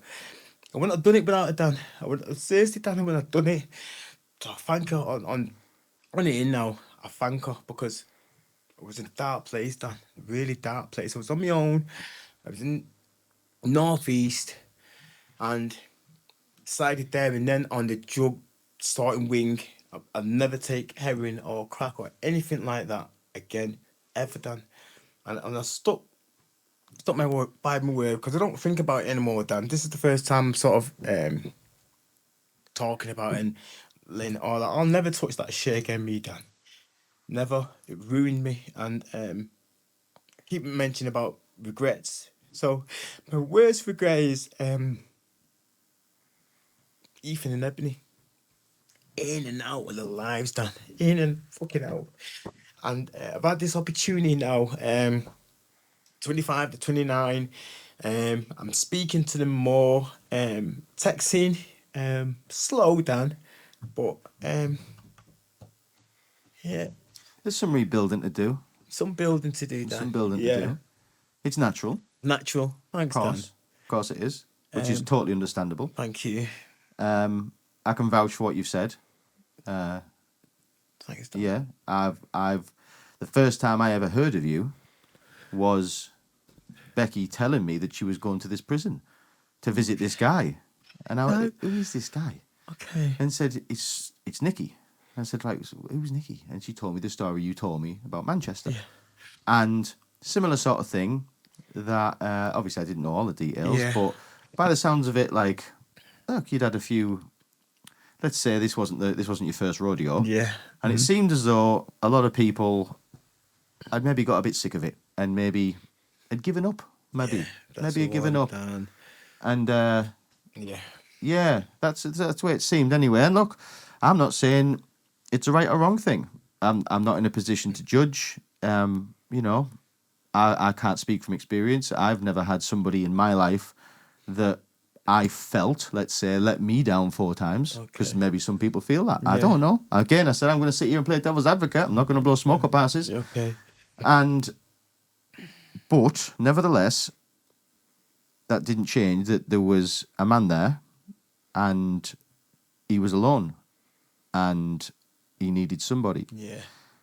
And Becky didn't need to do what she did. No, she didn't. She could have just went, fuck that. And it wouldn't have affected her life. No, I don't. But she didn't. She didn't. She didn't. And she gave a massive fuck, is what she gave. An absolutely massive fuck. And I admit, I didn't understand it. Because I'd never met you. Yeah, Dan, that's true. Yeah. I never met you, so I didn't get it. You can think, imagine from my perspective, there's this guy from Manchester.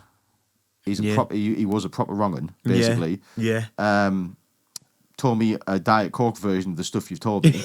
And, but he's really nice though. And it was like, what the fuck are you talking about? He's really nice though. Like, right, okay. I get it. You need new friends, you know, like, you know, like you haven't got a real good like judge.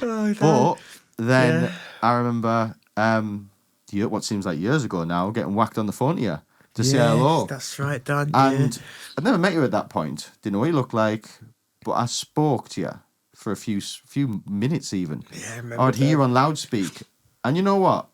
Even just from that first call, I got it.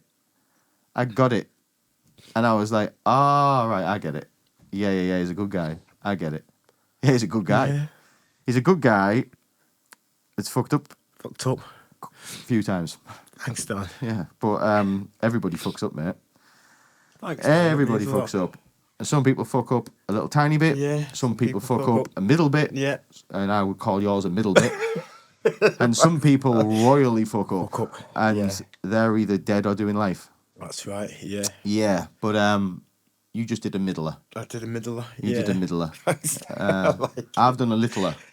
I've never done a middler. I've done a littler. Okay. You know, I'm in the 1s and 2s. You could be in the 4s and 5s. Okay. Maybe the 3s and 4s, because it's nobody got hurt. But like I say, just, you know, thank the thing you don't believe in, or whatever you do believe in, that you didn't do a 9 or a 10. Yeah. Because you wouldn't be sat here now. That's right, Dan. Or you might not even be breathing. Might have not even been breathing. Because all them things, all the GUNs back at the start, you might not even have got a chance to go on this journey. Exactly, Dan. If you didn't put your finger in that place that day. That's right. That's where it ended, right? Thanks, Dan. So, where you are now, you've done all that, and you got through it. Yeah. By hook or by crook. Yeah. And now, basically, well, you've been on the fountain of youth by the looks of it, because you look like, not only do you look like you've never been in jail, you don't look like you've done a day's work in your life, mate. You're absolutely immaculate. Oh, Dan, thank you, brother. Now, Thank you, he's really brother. got the Botox, right? That's what it is. It's fillers and Botox, like...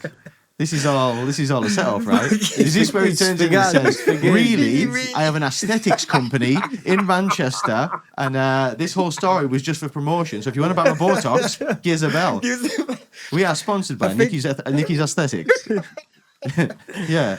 I think jail keeps you young, you know, because it's... I bet it does. Life out here, Dan... Fucking horrible sometimes. Horrible. Yeah. It's no set thing, but unfortunately, prison is a set routine, breakfast, lunch, this. There's always a time thing, so you get into that routine. Plenty of sleep. I bet. Plenty Too of much lot sleep. of things. Too much sleep. So do you know what, Nick, right? First of all, thank you for sharing the things you shared. Anytime.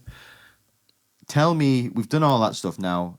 Tell me about the future. Like, we've got about another 15 minutes to roll, right? Okay. And we've told everyone your story. Thank you for telling everybody You're your welcome. story, Thanks right? for having me, yeah. Yeah, but now let's tell everybody where things are now. What's a crack? Okay, so I've done my tour of duty with the crack and the crimes and all that You stuff. certainly have, sir. With honours. With honours. Yeah. So I want a positive addiction, and that addiction is Ethan and Ebony. Beautiful. That's my addiction. I've had help.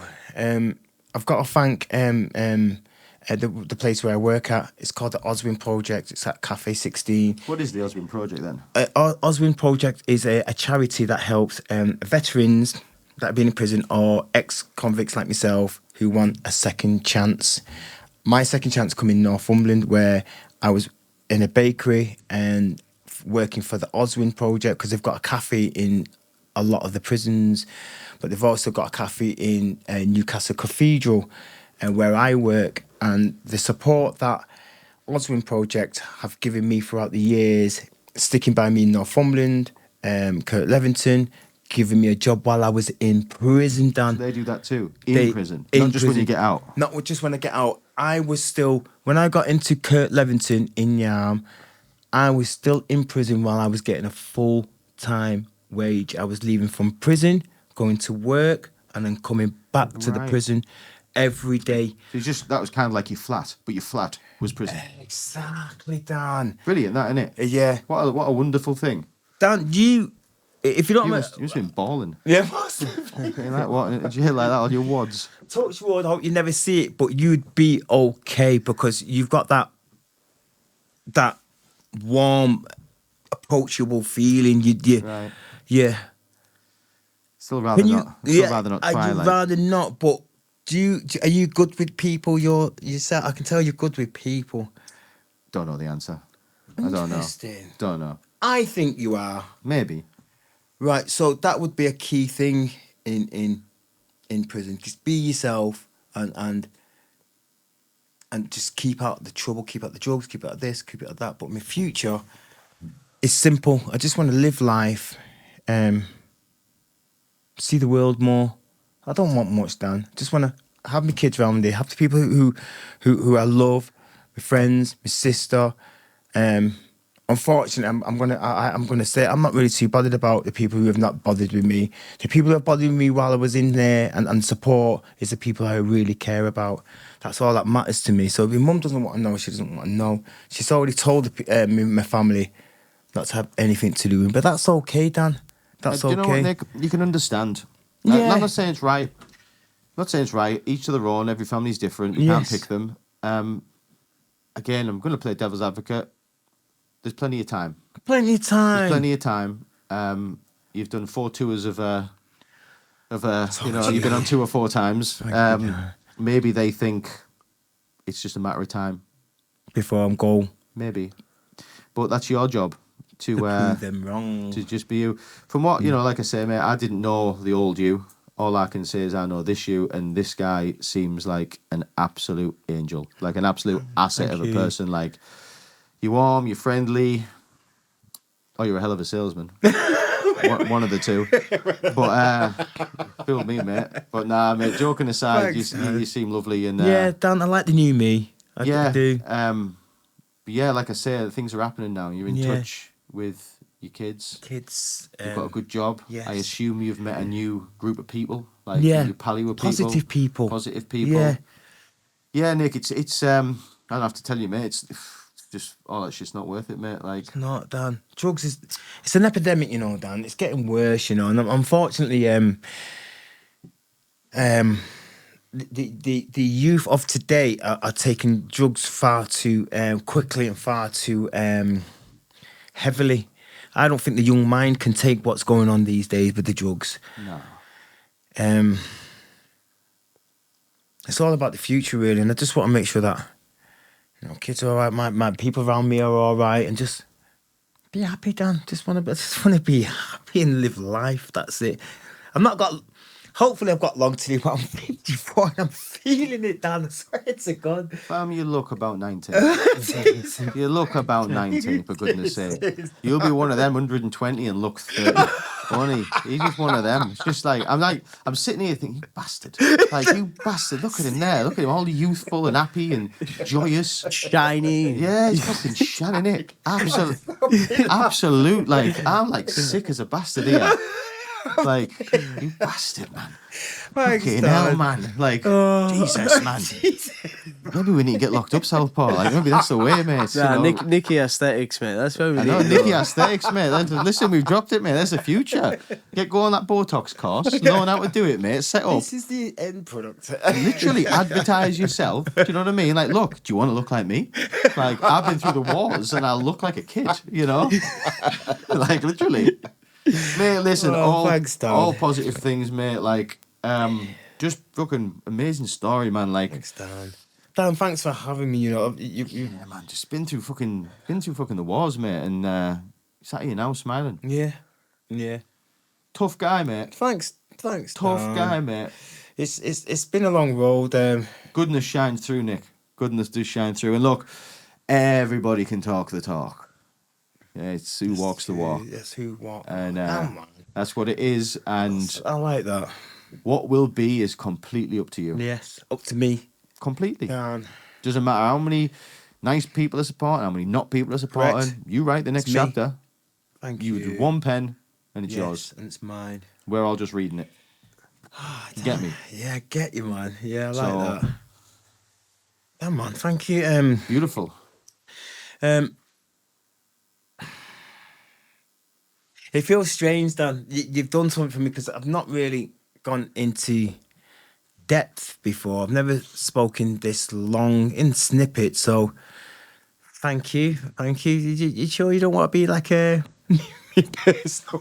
personal psychiatrist or something like that? Man, I figured some out a I long just time want to ago. put my feet up, put a chair on, and go. Right, listen, Dan. You know what I mean, Dan?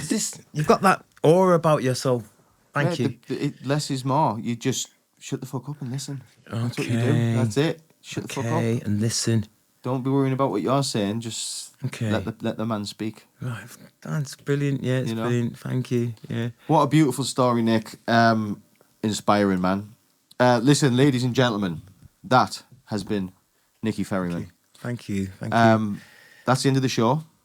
Thank you, everybody, for watching. Thank you for coming on, Nick. Oh, Dan, thank you, right? It's a pleasure, honestly. It's an honour and a pleasure, honestly. So. And what we'll do is we'll leave a link below to the Oswin Project. Is that correct? Yeah, Oswin So Project. anybody who's facing things that Nick has been through, that sounds like a fantastic company. So we'll leave a link to that below. Brilliant. Thank you very much. absolutely. Thank you. Yeah, thank you, Dan. Thank you for talking to people like us, mate. Yeah, We'll see you next time. see you next time. Be safe.